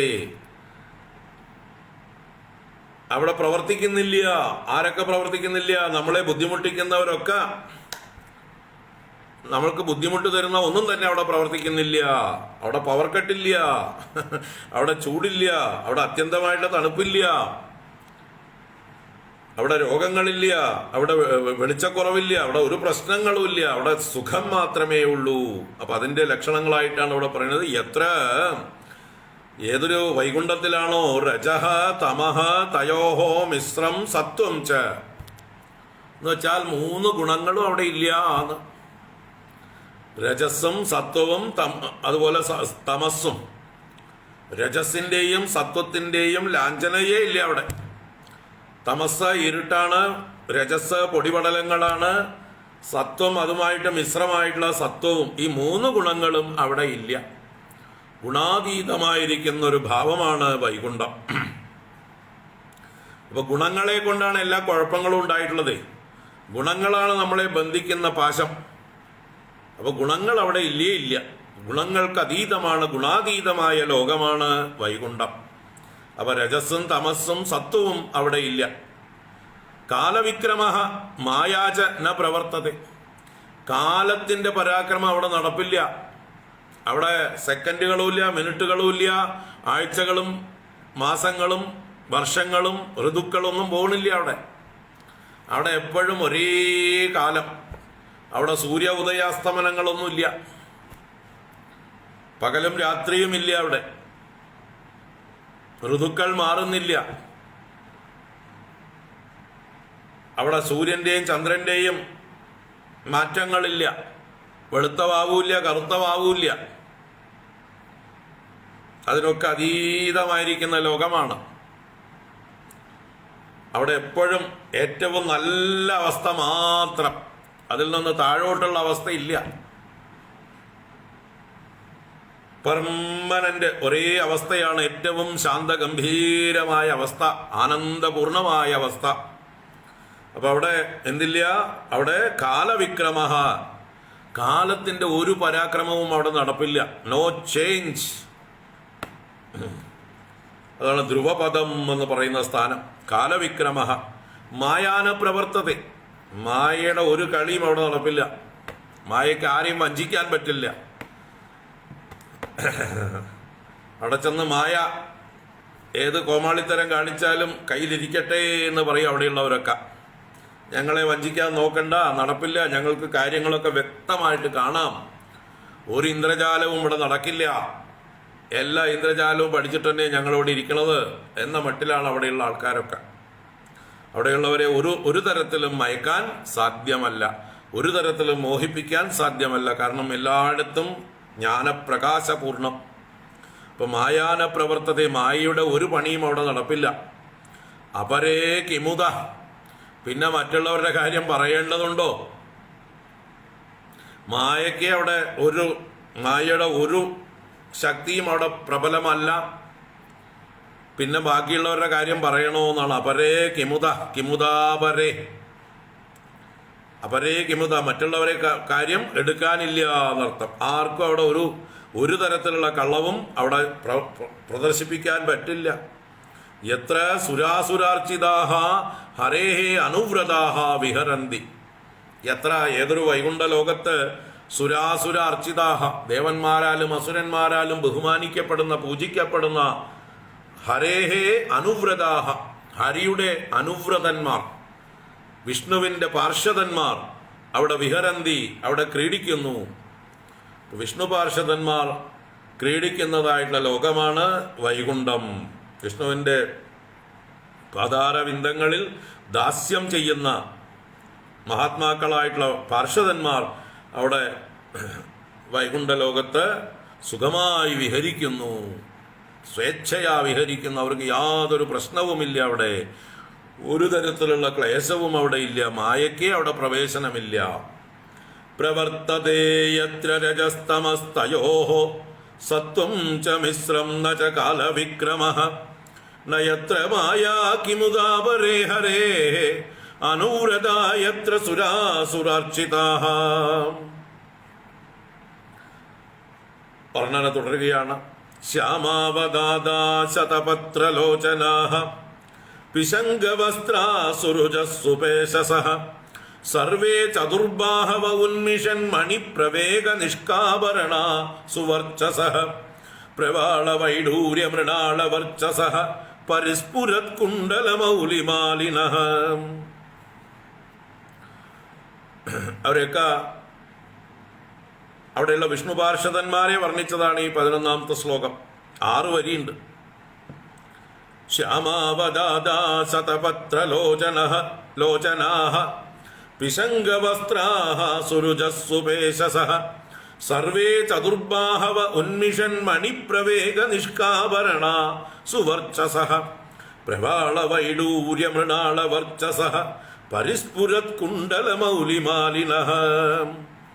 ആ വിഷ്ണുവിന്റെ പാർഷദന്മാർ അവരെങ്ങനെയൊക്കെയുള്ളവരാണ്? ശ്യാമാവതാദാഹ, ശ്യാമവർണം, ഭഗവാന്റെ വർണ്ണം തന്നെയാണ് ശ്യാമവർണം. ആ ശ്യാമവർണത്തോടു കൂടിയതും നിർമ്മലമായവരും ആണ് അവതാതന്മാരാണ് അവര്, വളരെ ശുദ്ധന്മാരായിട്ടുള്ളവർ. അപ്പൊ ശുദ്ധമായ ശ്യാമളവർണ്ണത്തോടു കൂടിയവരും ശതപത്ര ലോചനാഹ, ശതപത്രം താമരയാണ്, ലോചനം കണ്ണാണ്. അപ്പൊ എല്ലാവരും താമര കണ്ണന്മാരാണ്. അവിടെ കണ്ണില്ലാത്തവരോ ചെറിയ കണ്ണന്മാരോ ഇല്ല, കോങ്കണ്ണന്മാരൊട്ടുമില്ല. എല്ലാവരും നല്ല സുന്ദരന്മാരായ താമര കണ്ണന്മാരാണ്. ശതപത്രലോചനാഹ പിശങ്കവസ്ത്രാഹ, എല്ലാവരും പീതാംബരധാരികളാണ്, മഞ്ഞപ്പട്ടുടുത്തവരാണ്. പിശങ്കവസ്ത്രാഹ സുരുചഃ, നല്ല രുചി, നല്ല കാന്തി, നല്ല സൗന്ദര്യമുള്ളവരാണ് എല്ലാവരും. ആരെ കണ്ടാലും വിഷ്ണു ഭഗവാനെ പോലെ തോന്നും. സുരുചഃ സുപേശസഃ, നല്ല പേശസ് എന്ന് പറഞ്ഞാലും സൗന്ദര്യം തന്നെയാണ്. സുരുചി എന്ന് പറഞ്ഞാൽ നല്ല കാന്തി. അപ്പൊ സുരുചഃ എന്ന് പറഞ്ഞാൽ നല്ല കാന്തിയുള്ളവരും തേജസ്സുള്ളവരും. സുപേശസഃ നല്ല സൗന്ദര്യമുള്ളവരും ലക്ഷണമുള്ളവരും. സർവേ ചതുർബാഹവഃ, എല്ലാവരും 4 കൈകളുള്ളവരും, 4 കൈകളോടുകൂടിയവരാണ്. സർവേ ഉന്മിഷൻ മണിപ്രവേഗ നിഷ്കാഭരണാഹ, നിഷ്കം കണ്ടത്തിൽ ഇതാകുന്നതാണ് മറ്റേ നെക്ലേസ്. നിഷ്കാഭരണാഹ എന്ന് പറഞ്ഞാൽ പതക്കങ്ങളും ആഭരണങ്ങളും ഒക്കെ ധരിച്ചവർ. അതെങ്ങനെയുള്ളത്? ഉന്മിഷൻ മണിപ്രവേഗം കൊണ്ടുള്ളത്. ഉന്മിഷത് എന്ന് പറഞ്ഞാൽ നല്ലതുപോലെ പ്രകാശിക്കുന്നതായിട്ടുള്ള മണികൾ, രത്നങ്ങൾ, അതിൻ്റെ സമൂഹം, പ്രവേഗം. അപ്പോൾ അനേക വിശിഷ്ട രത്നങ്ങളുടെ സമൂഹം കൊണ്ടുള്ള നെക്ലേസുകളും മറ്റ് ആഭരണങ്ങളും ധരിച്ചവർ. അതാണ് ഉന്മിഷൻ മണിപ്രവേഗ നിഷ്കാഭരണാഹ സുവർച്ചസഃ, നല്ല ശോഭനമായ വർച്ചസ്, തേജസ്, പ്രഭാവമൊക്കെ ഉള്ളവർ. പ്രവാള വൈഡൂര്യ മൃണാള വർച്ചസഃ, പ്രവാളം പവിഴം, വൈഡൂര്യം, വൈഡൂര്യം തന്നെ രത്നമാണ്. മൃണാളം താമരത്തണ്ട്, ഇതിൻ്റെയൊക്കെ വർച്ചസ് കാന്തിയോടുകൂടിയവർ. അപ്പൊ പവിഴം, വൈഡൂര്യം, താമര തണ്ട്, ഇതിൻ്റെയൊക്കെ കാന്തി കലർന്നതായിട്ടുള്ള ആളുകൾ. പരിസ്ഫുരത് കുണ്ടല മൗലിമാലിനഃ, എല്ലാ ഭാഗത്തേക്കും പ്രകാശിക്കുന്ന സൂര്യനെ പോലെ പ്രകാശിക്കുന്ന കുണ്ടലങ്ങളും അതുപോലെ മൗലി കിരീടങ്ങളും ശിരോമാലകളും ഒക്കെ ധരിച്ചിരിക്കുന്നതായിട്ടുള്ള ആളുകൾ. മാലിനഃ എന്ന് പറഞ്ഞാൽ മാല ധരിച്ചവർ, മൗലി എന്ന് പറഞ്ഞാൽ ശിരോ ആഭരണങ്ങള്, അതുപോലെ കുണ്ടലം, കാതില് കുണ്ടലങ്ങളും ഒക്കെ വെട്ടിത്തിളങ്ങുന്നുണ്ട് സൂര്യ തേജസ്സോടെ. പരിസ്ഫുരത് കുണ്ടല മൗലി മാലിനഃ. അപ്പൊ എല്ലാ ആഭരണങ്ങളെ കൊണ്ടും ശോഭിക്കുന്നവരുമായിട്ടുള്ള വിഷ്ണു പാർഷദന്മാർ ശുദ്ധസത്വന്മാരാണ് അവര്, മിശ്രസത്വന്മാരല്ല. രജസ്സും തമസ്സും തീരെ ഇല്ലാത്തവർ. ശ്യാമാവദാദാ ശതപത്രലോചനാഃ പിശങ്കവസ്ത്രാഃ സുരുജസുപേശസഃ സർവേ ചതുർബാഹവ ഉന്മിഷൻ മണിപ്രവേഗ നിഷ്കാഭരണ സുവർച്ചസഃ പ്രവാളവൈഡൂര്യ മൃണാളവർച്ചസഃ പരിസ്ഫുരത് കുണ്ടല മൗലിമാലിനഃ. ഭ്രാജിഷ്ണുഭിർ യഃ പരിതോ വിരാജതേ ലസത് വിമാനാവലിഭിർമഹാത്മനാം വിദ്യോതമാനഃ പ്രമദോത്തമാദ്യുഭിഃ സവിദ്യുതഭ്രാവലിഭിർയദാ നഭഃ.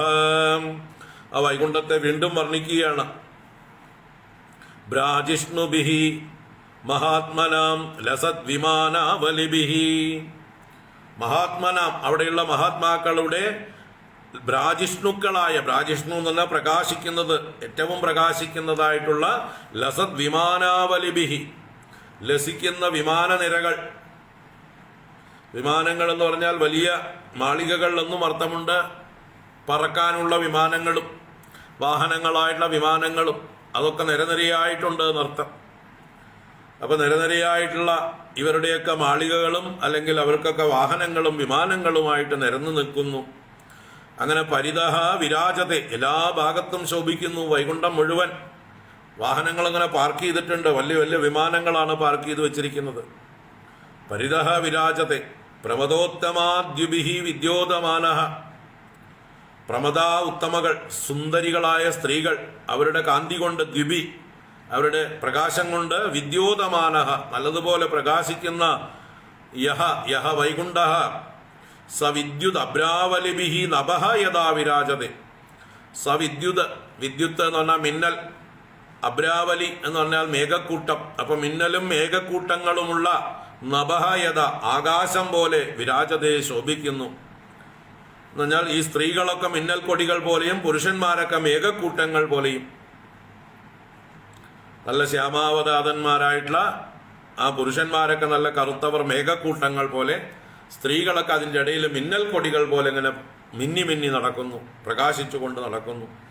അങ്ങനെ ആകാശം പോലെ വിശാലമായി ആ വൈകുണ്ഠം ശോഭിക്കുന്നു. ഭ്രാജിഷ്ണുഭിര്യഃ പരിതോ വിരാജതേ ലസത് വിമാനാവലിഭിർമഹാത്മനം വിദ്യോതമാനഃ പ്രമദോത്തമാദ്യുഭിഃ സവിദ്യുദബ്രാവലിഭിർയഥാ നഭഃ. ശ്രീര്യത്ര രൂപിണ്യുരുഗായ പാദയോഃ കരോതി മാനം ബഹുധാ വിഭൂതിഭിഃ പ്രേംഖം ശ്രിതായാ കുസുമാകരാനുഗൈഃ വിഗീയമാനാ പ്രിയകർമ്മ ഗായതി. ശ്രീര്യത്ര രൂപിണ്യുരുഗായ പാദയോഃ കരോതി മാനം ബഹുധാ വിഭൂതിഭിഃ പ്രേംഖം ശ്രിതായാ കുസുമാകരാനുഗൈഃ വിഗീയമാനാ പ്രിയകർമ്മ ഗായതി. എത്ര, ഏതൊരു വൈകുണ്ഠത്തിൽ രൂപിണീ ശ്രീഹി, രൂപിണി രൂപമെടുത്തവൾ അല്ലെങ്കിൽ അതിസൗന്ദര്യവതിയായവൾ എന്നൊക്കെ അർത്ഥം. പ്രത്യക്ഷമായി സൗന്ദര്യധാമമായ ശ്രീ ലക്ഷ്മി ദേവി, മഹാലക്ഷ്മി ഭഗവാനെ സേവിച്ചു കൊണ്ടിരിക്കുന്നതോടെ ഉരുഗായ പാദയോഹോ, ഉരുഗായൻ ഭഗവാന്റെ പര്യായമാണ് ഉരുഗായൻ. ഉരുഗായൻ എന്ന് പറഞ്ഞാലോ ഉരുവായി ഗാനം ചെയ്യപ്പെടുന്നവൻ, ബഹുവായി ഗാനം ചെയ്യപ്പെടുന്നവൻ, നന്നായി കീർത്തിക്കപ്പെടുന്നവൻ. വേദങ്ങളും മറ്റ് ശാസ്ത്രങ്ങളുമൊക്കെ ഏതൊരുവനെ കുറിച്ച് പുകഴ്ത്തി പുകഴ്ത്തി പാടുന്നുവോ, ഏതൊരുവന്റെ ഗാനത്തെ സ്തുതിക്കുന്നുവോ അവൻ ഉരുഗായൻ. എല്ലാ ശാസ്ത്രങ്ങളാലും വേദങ്ങളാലും സ്തുതിക്കപ്പെടുന്നവൻ. അവന്റെ പാദയോഹോ, ആ വൈകുണ്ഠനാഥനായ ഭഗവാന്റെ പാദങ്ങൾ രണ്ടിലും വിഭൂതിഭിഹി ബഹുധാ മാനം കരോതി. ആ ലക്ഷ്മി ദേവി തൻ്റെ കഴിവുകളൊക്കെ ഉപയോഗിച്ചുകൊണ്ട് എന്തൊക്കെ നല്ല വസ്തുക്കൾ ദേവന് സമർപ്പിക്കാൻ പറ്റുമോ, ഭഗവാന് സമർപ്പിക്കാൻ പറ്റുമോ, അതുപോലെ വിഭൂതിഭിഹി വിശേഷ വസ്തുക്കളെ കൊണ്ട്, വിഭവങ്ങളെ കൊണ്ട്, ബഹുധാ പല പ്രകാരത്തിലുള്ള മാനം കരോതി പൂജയെ ചെയ്യുന്നു. ഇപ്പൊ ഭഗവാനെ പൂജിച്ചുകൊണ്ടേയിരിക്കുന്നു. ഭഗവാന്റെ പാദങ്ങളെ പല രീതിയിൽ അലങ്കരിച്ചുകൊണ്ട് അതിനെ പൂജിച്ചുകൊണ്ടിരിക്കുന്നു. ആരാണ്? സാക്ഷാൽ ലക്ഷ്മി ദേവി തന്നെ. പ്രേം കംശ്രിതായാ കുസുമാകരാനുഗൈഹി വിഗീയമാനാ പ്രിയ കർമ്മ ഗായതി. ചിലപ്പോൾ ദേവി എന്ത് ചെയ്യുന്നു? ഊഞ്ഞാലിൽ ആടിക്കൊണ്ടിരിക്കുന്നു മഹാലക്ഷ്മി. അതാണ് പ്രേംഖം. പ്രേംഖം എന്ന് പറഞ്ഞാൽ ഊഞ്ഞാലാണ്. അപ്പോൾ ഊഞ്ഞാലിനെ ശ്രിത ആശ്രയിച്ചിരിക്കുന്നവൾ ആ ശ്രീദേവി. കുസുമാകരാനുഗൈഹി, കുസുമാകരൻ കാമദേവനാണ്. അദ്ദേഹത്തിൻ്റെ അനുഗന്മാര് ഭൃത്യന്മാർ, അല്ലെങ്കിൽ കുസുമാകരൻ മറ്റേ വസന്ത ഋതുവാണ്. കുസുമാകരം എന്നുള്ളത് വസന്ത ഋതു. അപ്പൊ വസന്ത ഋതുവിന്റെ അനുഗന്മാര് ഭൃത്യന്മാര്. അപ്പൊ വസന്ത ഋതുവിന്റെ ഭൃത്യന്മാരായിട്ടുള്ള ആളുകൾ വിഗീയമാന വിവിധ തരത്തിൽ ഗാനം ചെയ്യപ്പെടുന്നു. ലക്ഷ്മി ദേവിയെയും സ്തുതിക്കുന്നു. അങ്ങനെ ആ ദേവിയോ പ്രിയകർമ്മ ഗായതി. ദേവിയാകട്ടെ ഭഗവാന്റെ കർമ്മങ്ങളെ ഗാനം ചെയ്തുകൊണ്ടിരിക്കുന്നു. ദേവിയെ മറ്റുള്ളവർ സേവിക്കുമ്പോൾ ദേവി ഭഗവാനെ കുറിച്ച് പാടിക്കൊണ്ട് ഇരിക്കുന്നു എന്നുള്ളതാണ്. മറ്റുള്ളവരുടെ സ്തുതിയെ ദേവി കേൾക്കുന്നില്ല. തന്നെ സ്തുതിക്കുകയാണ് ആ ദേവന്മാരൊക്കെ. പക്ഷെ ദേവി സ്വയം ഭർത്താവിനെ ഭഗവാനെ സ്തുതിച്ചുകൊണ്ട് അവിടെ ഊഞ്ഞാലിൽ ആടിക്കൊണ്ടിരിക്കുന്നു. വിഗീയമാന പ്രിയകർമ്മ ഗായതി.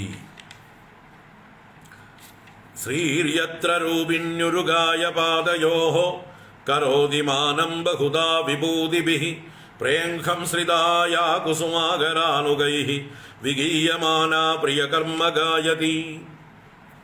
അങ്ങനെയുള്ള ആ വൈകുണ്ഠത്തെ വർണ്ണിച്ചു ഇത്രയും നേരം. അത് കഴിഞ്ഞിട്ട് ദാ ഭഗവാനെ ദർശിച്ചു. ആര്? ബ്രഹ്മദേവൻ എന്ന് പറയണം. ഇതൊക്കെ ബ്രഹ്മദേവന്റെ ധ്യാനത്തിലുള്ള ദർശനമാണ്. ബ്രഹ്മദേവൻ ധ്യാനിക്കുകയാണ്, ഭഗവാനെ തപസ്സനുഷ്ഠിക്കുകയാണ്. അപ്പോ അവിടെ ദർശിക്കുകയാണ് വൈകുണ്ഠം. ദദർശ തത്രാഖില സത്വതാം പതിം ശ്രിയഃപതിം യജ്ഞപതിം ജഗൽപതിം സുനന്ദനന്ദ പ്രബലാർഹണാദിഭിഃ സ്വപാർഷദമുഖ്യൈഃ പരിസേവിതം വിഭും സർവത്ര ഗോവിന്ദ നാമ സങ്കീർത്തനം ഗോവിന്ദ ഗോവിന്ദ. ഭൃത്യപ്രസാദാഭിമുഖം ത്രികാസവം പ്രസന്നഹാസാരുണലോചനാനനം കിരീടിനം കുണ്ടലിനം ചതുർഭുജം പീതാംബരം വക്ഷസി ലക്ഷിതം ശ്രിയാ അദ്യർഹണീയാസനമസ്ഥിതം പരം വൃതം ചതുഷ്ഷോഡശ പഞ്ചശക്തിഭിഃ യുക്തം ഭഗൈ സ്വൈരിതരത്ര ചാദ്രുവൈഃ സ്വയേവ ധാമൻ രമമാണമീശ്വരം. ദദർശ തത്ര അഖില സാത്വതാം പതിം. ദദർശ തത്ര ദദർശ അവിടെ കണ്ടു എന്നാണ്. ആ വൈകുണ്ഠത്തിൽ കണ്ടു. ആരെ കണ്ടു? അഖില സാത്വതാം പതിം, സകല ഭക്തന്മാരുടെയും പതിയായ ഭഗവാനെ. സാത്വതന്മാരെന്നാൽ ഭക്തന്മാരെന്നർത്ഥം. അപ്പൊ സർവഭക്തന്മാരുടെയും പരിപാലകനായ ഭഗവാനെ ദർശിച്ചു. ആ ഭഗവാൻ എങ്ങനെയുള്ള ആളാണ്? ശ്രിയഃപതിയാണ്, യജ്ഞപതിയാണ്, ജഗൽപതിയാണ്. അപ്പൊ ശ്രിയഃപതി എന്ന് പറഞ്ഞാൽ ലക്ഷ്മിയുടെ പതി. ആ ലക്ഷ്മീപതിയും യജ്ഞപതി യാഗഫലങ്ങളുടെയൊക്കെ ദാതാവായി കർമ്മഫലങ്ങളും യാഗഫലങ്ങളും ഒക്കെ നൽകുന്നവനും, ജഗൽപതി ലോകങ്ങളുടെ മുഴുവൻ നായകനാണ്, ഭർത്താവാണ്, എല്ലാവരെയും രക്ഷിക്കുന്ന നാഥനാണ്. ശ്രിയഃപതിം യജ്ഞപതിം ജഗൽപതിം സുനന്ദനന്ദ പ്രബലാർഹണാദിഭിസ്വപാർഷദമുഖ്യൈ പരിസേവിതം വിഭും. സുനന്ദൻ, നന്ദൻ, പ്രബലൻ, അർഹണൻ മുതലായവരാൽ ഭഗവാന്റെ പാർഷദന്മാരിൽ പ്രധാനികളാണ് ഈ പറഞ്ഞത്. സുനന്ദൻ, നന്ദൻ, പ്രബലൻ, അർഹണൻ മുതലായവർ.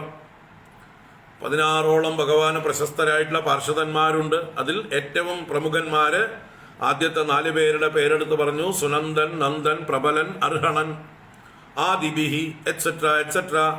സ്വപാർഷദമുഖ്യൈഹി തന്റെ പാർഷദ ശ്രേഷ്ഠന്മാരാൽ പരിസേവിതം നല്ല രീതിയിൽ സേവിക്കപ്പെടുന്നവനായിട്ടുള്ള വിഭും സർവശക്തനായ ഭഗവാനെ.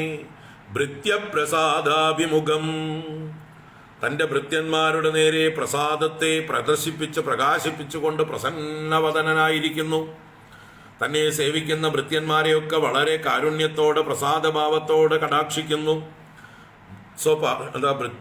ഭൃത്യപ്രസാദാഭിമുഖം ദൃഗാസവം കണ്ണുകളാകുന്ന ആസവത്തോടു കൂടിയവനും. ഭഗവാന്റെ കണ്ണുകൾ കുടിക്കേണ്ട ആസവം പോലെ സുന്ദരം. അല്ലെങ്കിലോ കണ്ണിന് ആസവമാണ് ഭഗവാന്റെ രൂപം. നമ്മുടെ കണ്ണുകൾക്ക് പാനം ചെയ്യാനുള്ള ആസവം പോലെ, മധുരപാനീയം പോലെയുള്ളതാണ് ഭഗവാന്റെ രൂപം. ദൃഗാസവം പ്രസന്നഹാസാരുണലോചനാനനം പ്രസന്നമായ ഹാസവും അരുണലോചനം കണ്ണ് ചുവന്നതാണ്, ചെന്താമരക്കണ്ണനാണ്. അപ്പൊ അരുണമായിട്ടുള്ള കണ്ണുകളോടുകൂടിയവനും അങ്ങനെയുള്ള മുഖത്തോടുകൂടിയവനും പ്രസന്നഹാസ അരുണലോചന ആനനം. കിരീടിനം കിരീടം ധരിച്ചിട്ടുണ്ട്. കുണ്ടലിനം കാതിൽ മകരകുണ്ടലങ്ങൾ ധരിച്ചിട്ടുണ്ട്. ചതുർഭുജം 4 കൈകളുള്ളവനാണ്. പീതാംബരം മഞ്ഞപ്പട്ടുടുത്തവനാണ്. വക്ഷസി ശ്രീയാലക്ഷിതം മാറിടത്തിൽ ലക്ഷ്മി എന്ന അടയാളത്തോടു കൂടിയവനാണ്. ശ്രീവത്സം എന്ന അടയാളത്തോടു കൂടിയവനാണ്. അദ്യർഹണീയാസനം നന്നായി പൂജിക്കപ്പെടേണ്ടതായിട്ടുള്ള ആസനത്തിലിരിക്കുന്നവനാണ്. ശ്രേഷ്ഠമായ ആസനത്തിലിരിക്കുന്നവനും ആ അസ്ഥിതം അവിടെ വൈകുണ്ഠത്തിൽ അധിവസിക്കുന്നവനുമായിട്ടുള്ള പരം ശ്രേഷ്ഠനും. ചതുഷ്ഷോഡശ പഞ്ചശക്തിഭിഹി വൃതം ഭഗവാനെ സേവിക്കുന്നതായിട്ടുള്ള ശക്തികളാണ്. ചതുഹു ഷോഡശം പഞ്ച ചതുഹു 4, ഷോഡശം 16, പഞ്ച 5. അപ്പോൾ 21 ശക്തികളാൽ ചതുഷോഡശം, ചതുഹു 4, ഷോഡശം 16, പഞ്ച 5, മൊത്തം 25 ശക്തികളുണ്ട്. 5ഉം 16ഉം 4, മൊത്തം 25 ശക്തികളെ കൊണ്ട് ചുറ്റപ്പെട്ടവനും ഇതരത്ര അദ്രുവൈഹി സ്വൈഹി ഭഗൈഹി യുക്തം. മറ്റുള്ളിടത്ത് ഇതരത്ര അന്യത്ര അദ്രുവൈഹി സ്വൈഹി ഭഗൈഹി യുക്തം, മറ്റുള്ളിടത്തൊന്നും കാണപ്പെടാത്തതായിട്ടുള്ള, അവിടെയൊന്നും നിൽക്കാത്തതായിട്ടുള്ള ഭഗവാന്റെ തന്നെ ഭഗങ്ങളോട് യോജിച്ചവനായിട്ട്, ഭഗങ്ങളോട് യോജിച്ചവൻ ഭഗവാൻ. ഐശ്വര്യം, വീര്യം, യശസ്, ശ്രീ, ജ്ഞാനം, വൈരാഗ്യം, ഈ 6 ഗുണങ്ങൾ ഇതരത്ര അധ്രുവം എന്ന് പറഞ്ഞാൽ മറ്റുള്ളവരിൽ അധികം കാണില്ല. നമുക്കൊക്കെ ഭഗങ്ങളിൽ പലതുമൊക്കെ ഇടയ്ക്കിടയ്ക്കൊക്കെ ഉണ്ടാവും, മിന്നിപ്പോകും. ഞാനും ഇടയ്ക്കൊക്കെ ഭഗവാനാവും. എനിക്ക് ജ്ഞാനം ഇത്തിരിയൊക്കെ ഉണ്ട്, എനിക്ക് ധനം ഐശ്വര്യമൊക്കെ ഇത്തിരിയൊക്കെ ഉണ്ട്, എനിക്ക് സ്ത്രീ ഇത്തിരിയൊക്കെ ഉണ്ട്, എനിക്ക് വീര്യം ഇത്തിരിയൊക്കെ ഉണ്ട്. പക്ഷെ എന്നിൽ ധ്രുവമല്ല, എന്നെ വിട്ടുപോകും. അതൊക്കെ കുറച്ചു നേരമൊക്കെ നിൽക്കും. അങ്ങനെ എത്ര വലിയ ശക്തന്മാരായിട്ടുള്ള ആളുകളിലും എത്ര പ്രതാപികളിലും അധ്രുവമാണ് ഭഗങ്ങൾ. ആ ഭഗങ്ങൾ ഇവിടെ പെർമനന്റ് ആണ്. അതുകൊണ്ടാണ് ഭഗവാനെ ഭഗവൽ ശബ്ദ മുഖ്യാശ്രയോസി, ഭഗവൽ ശബ്ദ മുഖ്യാശ്രയോസി, ഭഗവാൻ എന്ന ശബ്ദത്തിന് അങ്ങ് മുഖ്യ ആശ്രയഭൂതനാകുന്നു എന്ന് പറയുന്നത്. ഭഗവാനിൽ ഈ ഭഗങ്ങളെല്ലാം പെർമനന്റ് ആണ്. അന്യത്ര ഇതരത്ര അധ്രുവങ്ങളാണവ. മഹാദേവനിലോ ബ്രഹ്മദേവനിലോ ഇന്ദ്രനിലോ അഗ്നിയിലോ വരുണനിലോ ഒക്കെ കോടിയും കുറഞ്ഞിരിക്കും. ചിലപ്പോൾ ചില ഗുണങ്ങൾ കാണാൻ കുറച്ച് കഴിയുമ്പോൾ കാണാതെയാവാം. എന്നാൽ ഭഗവാനിൽ എല്ലാ ഗുണങ്ങളും അതിന്റെ സമഗ്രതയിലിരിക്കുന്നു. ഇതരത്ര അദ്രുവൈഹി സ്വൈഹി ഭഗൈഹി യുക്തം, സ്വകീയങ്ങളായ ഭഗങ്ങളോട് യോജിച്ചവനും സ്വേയേവധാമൻ രമമാണം, സ്വന്തം മഹിമാവിൽ രമിക്കുന്നവൻ, വേറൊരാളെ ഡിപ്പെൻഡ് ചെയ്യുന്നില്ല തനിക്ക് എന്തെങ്കിലും സുഖത്തിന് വേണ്ടി. ഇവിടെ ഭഗവാൻ ഒരു ഗതികേടുമില്ല വേറെ ആരെങ്കിലും എന്തിനെങ്കിലും ആശ്രയിക്കാൻ. സ്വന്തം ധാമത്തിൽ സ്വന്തം മഹിമയിൽ രമമാണം, രമിച്ചുകൊണ്ടിരിക്കുന്നവനുമായ ഈശ്വരം. ജഗതീശ്വരനെ തത്ര ദദർശ, അവിടെ ദർശിച്ചു എന്നാണ്. അപ്പൊ ഇവിടെ ചതുഷോഡശ പഞ്ചശക്തിഭിഹി എന്ന് പറഞ്ഞു. 25 ശക്തികൾ, 4, 16, 5 എന്ന് എണ്ണി പറഞ്ഞു. അതെന്താ വെച്ചാല് 4 തത്വങ്ങള്, പ്രകൃതി, പുരുഷൻ, മഹത്തത്വം, അഹങ്കാരതത്വം എന്നിങ്ങനെ 4 തത്വങ്ങളും അതിൻ്റെയൊക്കെ മൂർത്തികൾ, ദേവതകളായിട്ട് അവിടെ ശക്തികളായിട്ട് ഭഗവാനെ സേവിക്കുന്നുണ്ട്. ഇതിനൊക്കെ മൂർത്തികൾ, ദേവതകളുണ്ട്. അപ്പൊ പ്രകൃതി, പുരുഷൻ, മഹത്തത്വം, അഹങ്കാരതത്വം ഇതിന്റെ ദേവതകളും, പിന്നെ 16 എന്ന് പറഞ്ഞു. അതില് 11 ഇന്ദ്രിയങ്ങളും പഞ്ചഭൂതങ്ങളും ചേർന്നാണ് 16. അതിന്റെ ദേവതകളുണ്ട്. ആ തത്വങ്ങളുടെ സ്വരൂപം, അതിന്റെ ശക്തി. അതുപോലെ 5 തന്മാത്രകൾ, ശബ്ദസ്പർശ രൂപ രസഗന്ധങ്ങളാകുന്ന 5 തന്മാത്രകൾ, അതിനെയാണ്. അപ്പൊ അതിനൊക്കെ ദേവതകളുണ്ട്. ഈ ദേവതകളൊക്കെ ഭഗവാനെ സ്തുതിച്ചോണ്ട് സേവിച്ചോണ്ട് നിൽക്കുകയാണ്. ഭഗവാൻ അവരോട് പറയണം, അത് ഇന്നടത്ത് ഇന്നത് വേണം കേട്ടോ എന്ന് പറഞ്ഞാൽ ഉടനെ അവരുടെ തന്നെ ശക്തിയെ അവിടേക്ക് അയക്കുന്നു. എന്നിട്ടും അവരവിടെ തന്നെ അക്ഷയമായിട്ട് അവിടെ തന്നെ ബാക്കി ഉണ്ടാവും. ഇവരൊക്കെ അക്ഷയപാത്രങ്ങളാണ്. ഇവരുടെ ചെറിയ ചെറിയ അംശങ്ങളാണ് നമുക്കൊക്കെ വിതരണം ചെയ്തുകൊണ്ടിരിക്കുന്നത്. ഭഗവാൻ അവിടുന്ന് കണ്ണുകൊണ്ട് കാണിച്ചാൽ അവരുടെ കയ്യിലുള്ള ആ ശക്തികളെ നമുക്ക് പകർന്നു തരും. അങ്ങനെയാണ് നമുക്ക് ഇന്ദ്രിയ ശക്തികള്, നമുക്ക് ഈ വിഷയങ്ങള്, ഇതെല്ലാം നമുക്ക് അനുഗ്രഹമായിട്ട് ലഭിക്കുന്നത് ഭഗവാനെ സേവിക്കുന്ന ഈ ദേവതകൾ, ഈ ശക്തികൾ, ഈ മൂർത്തികൾ, ഇവരുടെ അനുഗ്രഹം കൊണ്ടാണ് നമുക്ക് ലഭിക്കുന്നത്. അപ്പൊ ഇവരൊക്കെ ഭഗവാനെ സേവിച്ചുകൊണ്ട് നിൽക്കുന്നു എന്നർത്ഥം. അപ്പൊ അങ്ങനെയുള്ള എല്ലാ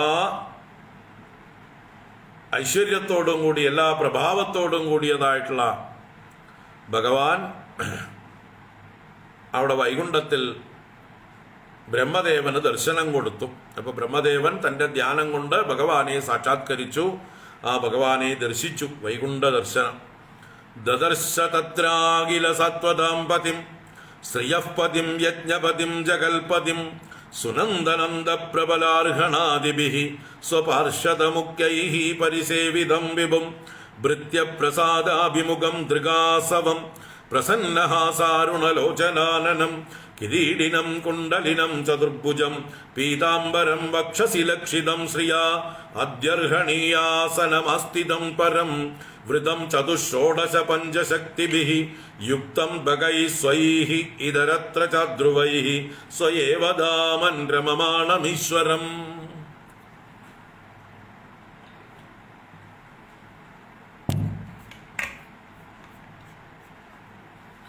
തൻ്റെ തന്നെ മഹിമാവിൽ രമിക്കുന്ന ഈശ്വരനെ ബ്രഹ്മദേവൻ കണ്ടു. തദ്ദർശനാഹ്ലാദ പരിപ്ലുതാന്തരോ ഹൃഷ്യത്തനുഃ പ്രേമഭരാശ്രുലോചനഃ നനാമ പാദാംബുജമസ്യ വിശ്വസൃക് യൽ പാരമഹംസ്യേന പദാധിഗമ്യത്തെ. തദ്ദർശനാഹ്ലാദ പരിപ്ലുതാന്തരോ ഹൃഷ്യത്തനു പ്രേമഭരാശ്രുലോചനഃ നനാമ പാദാംബുജമസ്യ വിശ്വസൃക് യൽ പാരമഹംസ്യേന പദാധിഗമ്യത്തെ. അപ്പോൾ വിശ്വസൃക് എന്ന് പറഞ്ഞാൽ വിശ്വത്തെ സൃഷ്ടിക്കുന്നവൻ ബ്രഹ്മദേവൻ. ആ ബ്രഹ്മദേവൻ അസ്യ പാദാംബുജം നനാമ നമിച്ചു. എന്തിനെ? അസ്യ പാദാംബുജം, ആ വൈകുണ്ഠമൂർത്തിയായ ഭഗവാന്റെ പാദകമലത്തെ നമസ്കരിച്ചു. എങ്ങനെയായിട്ട്? തദ്ദർശനാഹ്ലാദ പരിപ്ലുതാന്തരഃ. തദ്ദർശനം, ഭഗവാനെ ദർശിച്ചപ്പോഴുണ്ടായ ആഹ്ലാദം കൊണ്ട് പരിപ്ലുതം നിറഞ്ഞു കവിയുന്നത്. ഭഗവാനെ കണ്ടതിൻ്റെ ആനന്ദാധിക്യം കൊണ്ട് ആഹ്ലാദാധിക്യം നിറഞ്ഞു കവിയുന്ന ആന്തരഹ മനസ്സ് നർത്തം, അന്തർഭാഗം. അപ്പൊ അദ്ദേഹത്തിന്റെ ഹൃദയത്തിൽ, മനസ്സിൽ ഭഗവാനെ ദർശിച്ചതിന്റെ എന്തെന്നില്ലാത്ത അളവില്ലാത്ത ആനന്ദം ഉത്സവമായി ഒഴുകുകയാണ്. ഹൃഷ്യത്തനുഹു, അതിന്റെ പ്രകടനമായിട്ട് ശരീരത്തിൽ പുറത്ത് രോമാഞ്ചം കാണുന്നു. ഹൃഷ്യത്തനുഹു, അദ്ദേഹത്തിന്റെ ശരീരത്തിൽ ഇങ്ങനെ രോമാഞ്ചത്തിൻ്റെതായിട്ടുള്ള സ്ഫുരണങ്ങൾ കാണാം.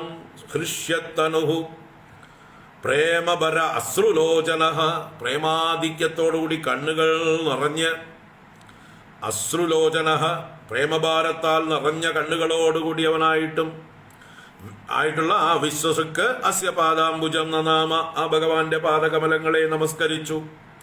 യത് പാരമഹംസ്യേന പദ അധിഗമ്യതേ, ഏതൊരു ഭഗവാന്റെ പാദത്തെയാണോ പാരമഹംസ്യേന പദ, പരമഹംസന്മാരുടെ മാർഗത്തിലൂടെ മാത്രം അധിഗമിക്കാൻ പറ്റുന്നത്.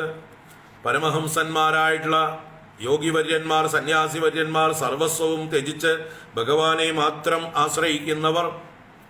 യോഗീന്ദ്രാണം ത്വതംഗേഷു അധിക സുമധുരം, യോഗീന്ദ്രന്മാർക്ക് അങ്ങയുടെ അവയവങ്ങളിൽ ഏറ്റവും മധുരതരമായിരിക്കുന്നത് ഏതൊരു പാദമൂലമോ അതാണ് പാരമഹംസ്യേന പദാ അധിഗമ്യത്തെ. പരമഹംസന്മാരുടെ മാർഗത്തിലൂടെ, അവരുടെ തപോമാർഗത്തിലൂടെ മാത്രം പ്രാപിക്കാൻ കഴിയുന്നതായിട്ടുള്ള ഭഗവാന്റെ പാദാര വിന്ദങ്ങളിൽ ആ ബ്രഹ്മദേവൻ നനാമ സന്തോഷായിട്ട് നമസ്കരിച്ചു. തദ്ദർശനാഹ്ലാദ പരിപ്ലുതാന്തരോ ഹൃഷ്യത്തനുഃ പ്രേമഭരാശ്രുലോചനഃ നനാമ പാദാംബുജമസ്യ വിശ്വസൃക് യൽ പാരമഹംസ്യേന പദാധിഗമ്യത്തെ. തം പ്രീയമാണം സമുപസ്ഥിതം തദാ പ്രജാവിസർഗേ നിജശാസനാർഹണം ബഭാഷ ഈഷസ്മിത ശോചിഷാ ഗിരാ പ്രിയഃ പ്രിയം പ്രീതമനാ കരേ സ്പൃശൻ. തം പ്രിയമാണം സമുപസ്ഥിതം തദാ പ്രജാവിസർഗേ നിജശാസനാർഹണം ബഭാഷ ഈഷസ്മിത ശോചിഷാ ഗിരാ പ്രിയഃ പ്രീതമനാ കരേ സ്പൃശൻ. പ്രീയമാണം സമുപസ്ഥിതം പ്രജാവിസർഗേ നിജശാസനാർഹണം പ്രിയം തം, ഇതൊക്കെ ബ്രഹ്മദേവനെ വിശേഷിപ്പിച്ച പദങ്ങളാണ്. പ്രിയമാണം, വളരെയധികം പ്രീതിയോടുകൂടി നിൽക്കുന്നവനും, ഭഗവാനെ കണ്ടതിൻ്റെ സന്തോഷാധിക്യത്തോടുകൂടി നിൽക്കുന്നവനും, സമുപസ്ഥിതം തൻ്റെ അടുത്ത് തന്നെ സേവിച്ചു നിൽക്കുന്നവനും, പ്രജാവിസർഗേ നിജശാസനാർഹണം പ്രജകളെ സൃഷ്ടിക്കുന്ന കാര്യത്തിൽ തന്റെ ശാസനയ്ക്ക് യോഗ്യനായിരിക്കുന്നവനും, ഭഗവാന് ശാസന ചെയ്യാൻ എലിജിബിൾ ആയിട്ടുള്ള ആളാണ് ആള്. അപ്പോയിന്റ്മെന്റ് ഓർഡറിന് കാത്തു നിൽക്കുകയാണ്. എന്തിന്? പ്രജാവിസർഗത്തിന്, ഉദ്യോഗം ലഭിക്കാൻ അല്ലേ കാത്തു നിൽക്കുകയാണ്. ഓരോ ഔദ്യോഗിക പദവികൾക്കായിക്കൊണ്ട് ഉദ്യോഗാർത്ഥികൾ അപ്ലിക്കേഷനുകൾ അയക്കുന്നു, അതിനുവേണ്ട തയ്യാറെടുപ്പുകൾ നടത്തുന്നു, റിട്ടൺ ടെസ്റ്റുകൾ, ഇന്റർവ്യൂകൾ അല്ലേ, പലതരത്തിലുള്ളതായിട്ടുള്ള ടെസ്റ്റുകളെല്ലാം കഴിഞ്ഞ് അവസാനം യോഗ്യനാണെന്ന് തെളിയിക്കപ്പെട്ട് അടുത്ത അപ്പോയിന്റ്മെന്റ് ഓർഡർ കിട്ടും എന്നുള്ള പ്രതീക്ഷയോടുകൂടി ചെയർമാന്റെയോ MD-യുടെയോ ക്യാബിന്റെ മുമ്പിൽ തൊഴുകയ്യുമായി നിൽക്കുന്ന വിനീതനെ പോലെ ബ്രഹ്മദേവനത ഭഗവാന്റെ മുമ്പിൽ അപ്പോയിന്റ്മെന്റ് ഓർഡറിനായിട്ട് നിൽക്കുകയാണ്. അതാണ് പ്രജാവിസർഗേ നിജ ശാസനാർഹണം. പ്രജാസൃഷ്ടിയിൽ ഭഗവാന്റെ ശാസനത്തിന് അർഹനാണ്, യോഗ്യനാണ്, ഈസ് എലിജിബിൾ.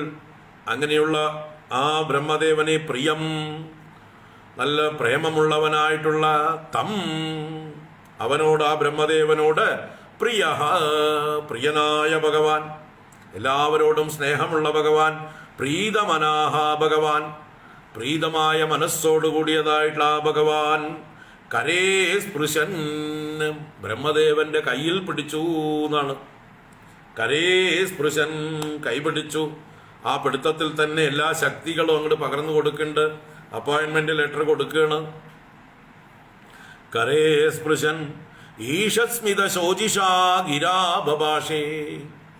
ഈഷത് അല്പം, സ്മിതശോചിഷ മന്ദഹാസകാന്തിയോടുകൂടിയ, ഗിരാ വാക്കുകൊണ്ട്, അപ്പൊ ചിരിച്ചുകൊണ്ട്, ചെറുതായി ചിരിച്ചുകൊണ്ട്, ബഭാഷേ ഭാഷണം ചെയ്തു. ഇപ്പൊ ബ്രഹ്മദേവന്റെ കൈ പിടിച്ചുകൊണ്ട് ബ്രഹ്മദേവനെ അനുഗ്രഹിച്ചുകൊണ്ട് ഭഗവാൻ പറയുകയാണ്, തം പ്രീയമാണം സമുപസ്ഥിതം തദാ പ്രജാവിസർഗേ നിജശാസനാർഹണം ബഭാഷ ഈഷസ്മിത ശോചിഷാ ഗിരാ പ്രിയം പ്രീതമനാ കരേ സ്പൃശൻ. ശ്രീ ഭഗവാനുവാച ത്വയാഹം തോഷിതഃ സദ്ര്യങ് വേദഗർഭാസിസൃക്ഷയാ ചിരം ഹൃദേന തപസാ ദുസ്തോഷഃ കൂഢയോഗിനാം. ശ്രീ ഭഗവാനുവാച ത്വയാഹം തോഷിതഃ സദ്ര്യങ് വേദഗർഭാസിസൃക്ഷയാ ചിരം ഹൃദേന തപസാ ദുസ്തോഷഃ കൂഢയോഗിനാം.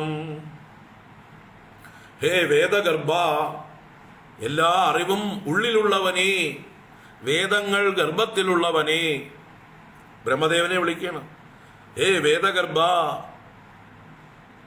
അറിവെല്ലാം ഗർഭത്തിലുള്ളവൻ. വാസ്തവത്തിൽ നമ്മളൊക്കെ വേദഗർഭന്മാരാണ്. നമ്മുടെയൊക്കെ ഉള്ളിൽ വേണ്ട അറിവുണ്ട്, പക്ഷേ പ്രകാശിക്കുന്നില്ല. കാരണം മാലിന്യങ്ങൾ തന്നെ. ചപ്പ് ചവറുകളൊക്കെ അടിഞ്ഞുകൂടിയിരിക്കുന്നത് കൊണ്ട് അതിൻ്റെ ഉള്ളിലുള്ള അറിവ് പ്രകാശിക്കുന്നില്ല, ചെളി പിടിച്ച് കിടക്കുകയാണ്. ഇപ്പം നമ്മളും വേദഗർഭന്മാരാവണമെങ്കിൽ എന്ത് വേണം? ഉള്ളിലുള്ള അഴുക്കൊക്കെ ആദ്യം കഴുകിക്കളയണം. അഴുക്കൊക്കെ കഴുകിക്കളഞ്ഞാൽ നമ്മുടെ ഉള്ളിലും ഭഗവാൻ ഈ വേദത്തെ, ഈ അറിവിനെ പ്രകാശിപ്പിച്ചു വരും. അറിവ് പ്രകാശിക്കണമെങ്കിൽ അതിനുള്ള യോഗ്യത ഉണ്ടാവണം. ആ യോഗ്യത എന്ന് പറയുന്നത് അന്ധകരണ ശുദ്ധി തന്നെയാണ്, നിഷ്കളങ്കത തന്നെയാണ്.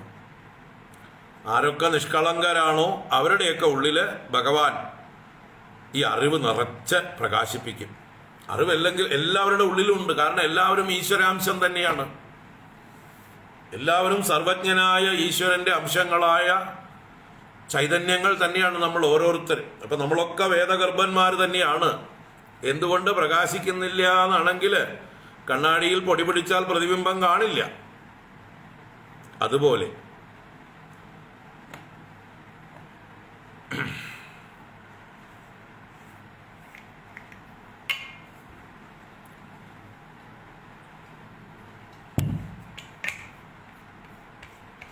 അപ്പൊ നിങ്ങൾക്കൊക്കെ വേദഗർഭന്മാരാവണോ എങ്കിൽ ഒരു വഴിയേ ഉള്ളൂ, അന്ധകരണ ശുദ്ധി നേടുക. അതിനെന്താ വഴി? അതിന് കാപട്യങ്ങളെ ഉപേക്ഷിക്കുക, എല്ലാ കള്ളത്തരങ്ങളും വെടിയുക, എല്ലാ സ്വാർത്ഥതകളും വെടിയുക, സത്യസന്ധമായിരിക്കുക.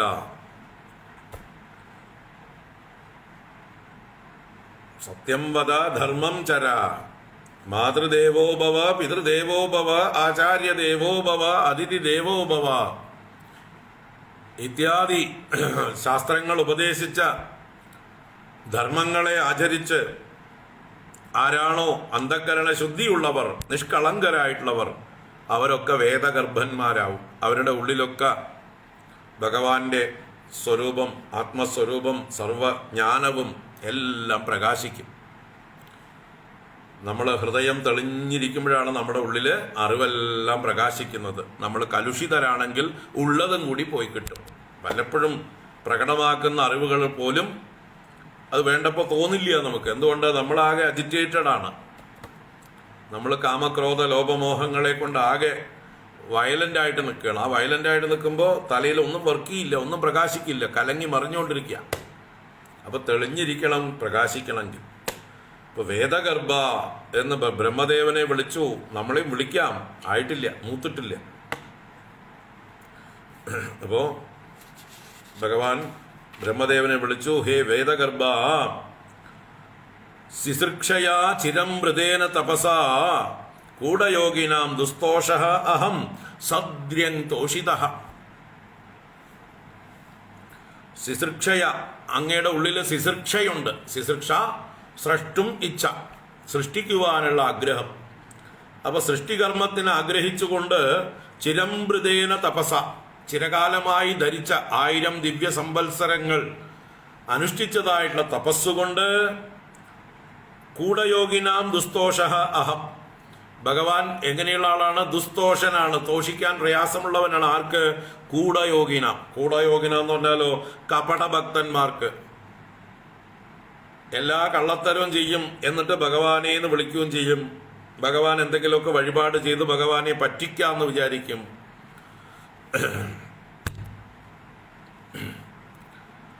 അതാണ് കൂടയോഗിനാം ദുസ്തോഷഃ അഹം. കപടഭക്തന്മാരാൽ സന്തോഷിപ്പിക്കാൻ കഴിയാത്തവനായിട്ടുള്ള ഞാൻ. അപ്പൊ ഭഗവാനെ പറ്റിക്കാൻ ആർക്കും ആവില്ല. ഭഗവാനെ പ്രസാദിപ്പിക്കണോ, നമ്മുടെ ഉള്ളിൽ നിഷ്കളങ്കത വേണം. അതാണ് കൂടയോഗിനാം ദുസ്തോഷഃ അഹം സദ്ര്യങ് തോഷിതഃ. സദ്ര്യങ്, സദ്ര്യങ് എന്ന് പറഞ്ഞാൽ സമീചീനം, സമ്യക്, നന്നായിട്ട്, വേണ്ട പോലെ. അഹം തോഷിതഃ, നിന്നാൽ തോഷിപ്പിക്കപ്പെട്ടിരിക്കുന്നു, ഞാൻ പ്രസാദിപ്പിക്കപ്പെട്ടിരിക്കുന്നു. നിന്റെ ആ പരിപൂർണമായിട്ടുള്ള സമർപ്പണ ബുദ്ധി, ആത്മാർപ്പണമായിട്ടുള്ള നിന്റെ തപസ്, അതിൽ ഞാൻ നല്ലതുപോലെ പ്രസാദിച്ചിരിക്കുന്നു. തോഷിതഃ, സദ്ര്യങ് തോഷിതഃ, നന്നായി ഞാൻ പ്ലീസ്ഡ് ആണ് നിന്റെ അടുത്ത് എന്ന് പറയണം. ത്വയാഹം തോഷിത സദ്ര്യങ് വേദഗർഭാസി സൃക്ഷയ ചിരം മൃതേന തപസാ ദുസ്തോഷഃ കൂടയോഗിനാം. വരം വരയ ഭദ്രം തേ വരേശം മാഭിവാഞ്ചിതം ബ്രഹ്മൻ ശ്രേയഃ പരിശ്രാമഃ പുംസാം മദ്ദർശനാവധിഃ. വരം വരയ ഭദ്രം തേ വരേശം മാഭിവാഞ്ചിതം ബ്രഹ്മൻ ശ്രേയഃ പരിശ്രാമഃ പുംസാം മദ്ദർശനാവധിഃ. തേ ഭദ്രം, നിനക്ക് മംഗളം ഭവിക്കട്ടെ, അങ്ങേക്ക് മംഗളം ഭവിക്കട്ടെ.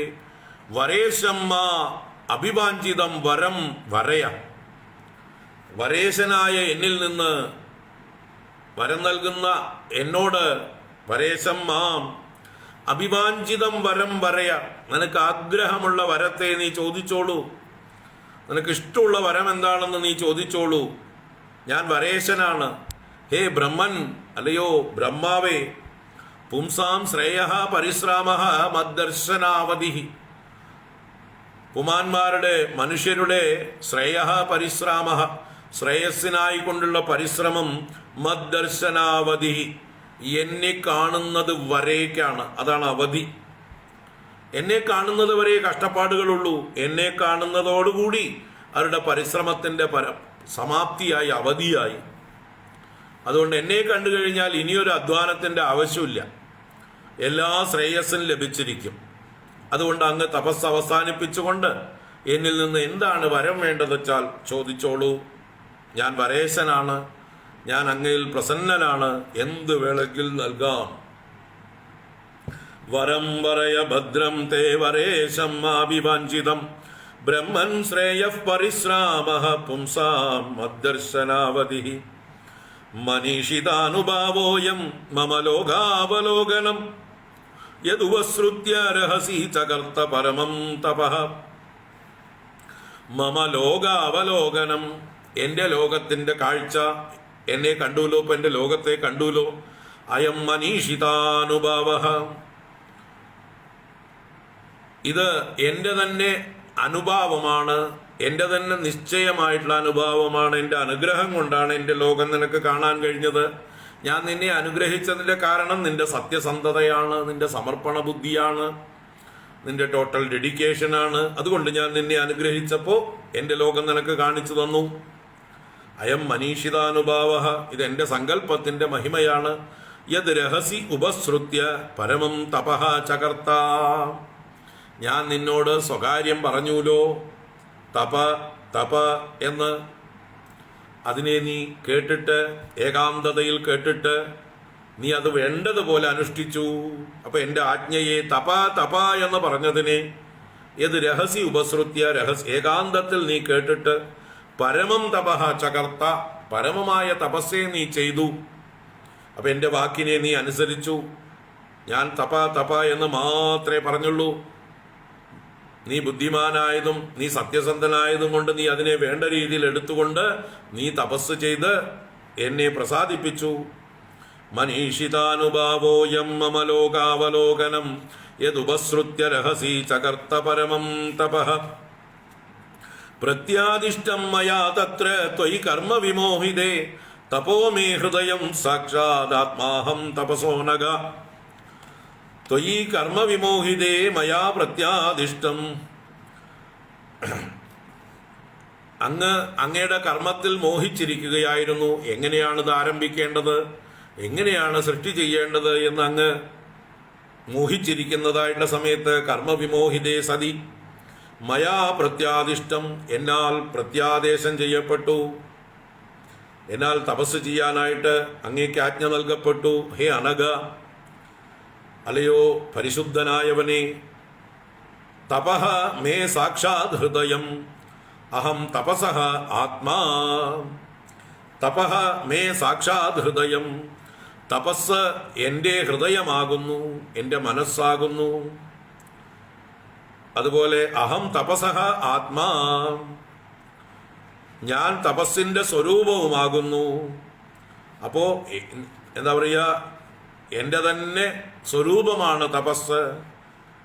യസ്യ ജ്ഞാനമയം തപഃ, ഭഗവാന്റെ സ്വരൂപം ജ്ഞാനം തന്നെയാകുന്നു. അപ്പോ നീ എന്താ പറയുക,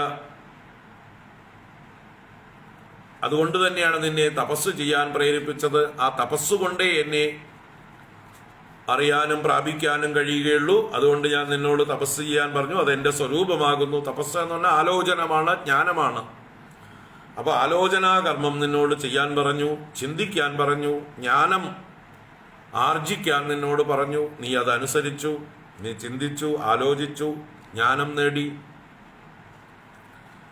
അപ്പോൾ അതെന്റെ സ്വരൂപമാകുന്നു. ഞാൻ ജ്ഞാനമൂർത്തിയാണ്. അതുകൊണ്ട് തന്നെ ഞാൻ തപോമൂർത്തിയാണ്.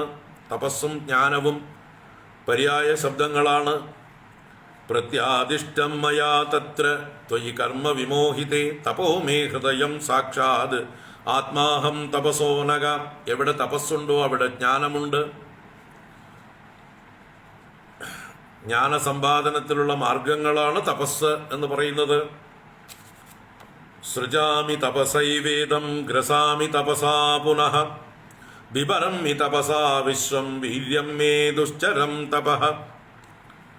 ഞാനും ആ തപസ്സുകൊണ്ട് തന്നെയാണ് എല്ലാം ചെയ്യുന്നത്. സൃജാമി തപസായേവ ഇദം, ഇദം ഇദം ഈ ലോകത്തെ തപസായേവ സൃജാമി, എൻ്റെ തപസ്സുകൊണ്ട് തന്നെയാണ്, എൻ്റെ ആലോചന കൊണ്ട് തന്നെയാണ്, എൻ്റെ ജ്ഞാനം കൊണ്ട് തന്നെയാണ് ഞാൻ സൃഷ്ടിക്കുന്നത്. തപസായേവ സൃജാമി പുനഃ തപസാ ഗ്രസാമി, പിന്നെ ഞാൻ അതിനെ തപസ്സുകൊണ്ട് ഗ്രസിക്കുന്നു, എന്നിലേക്ക് തന്നെ തിരിച്ചെടുക്കുന്നു, പ്രളയം ഉണ്ടാക്കുന്നു.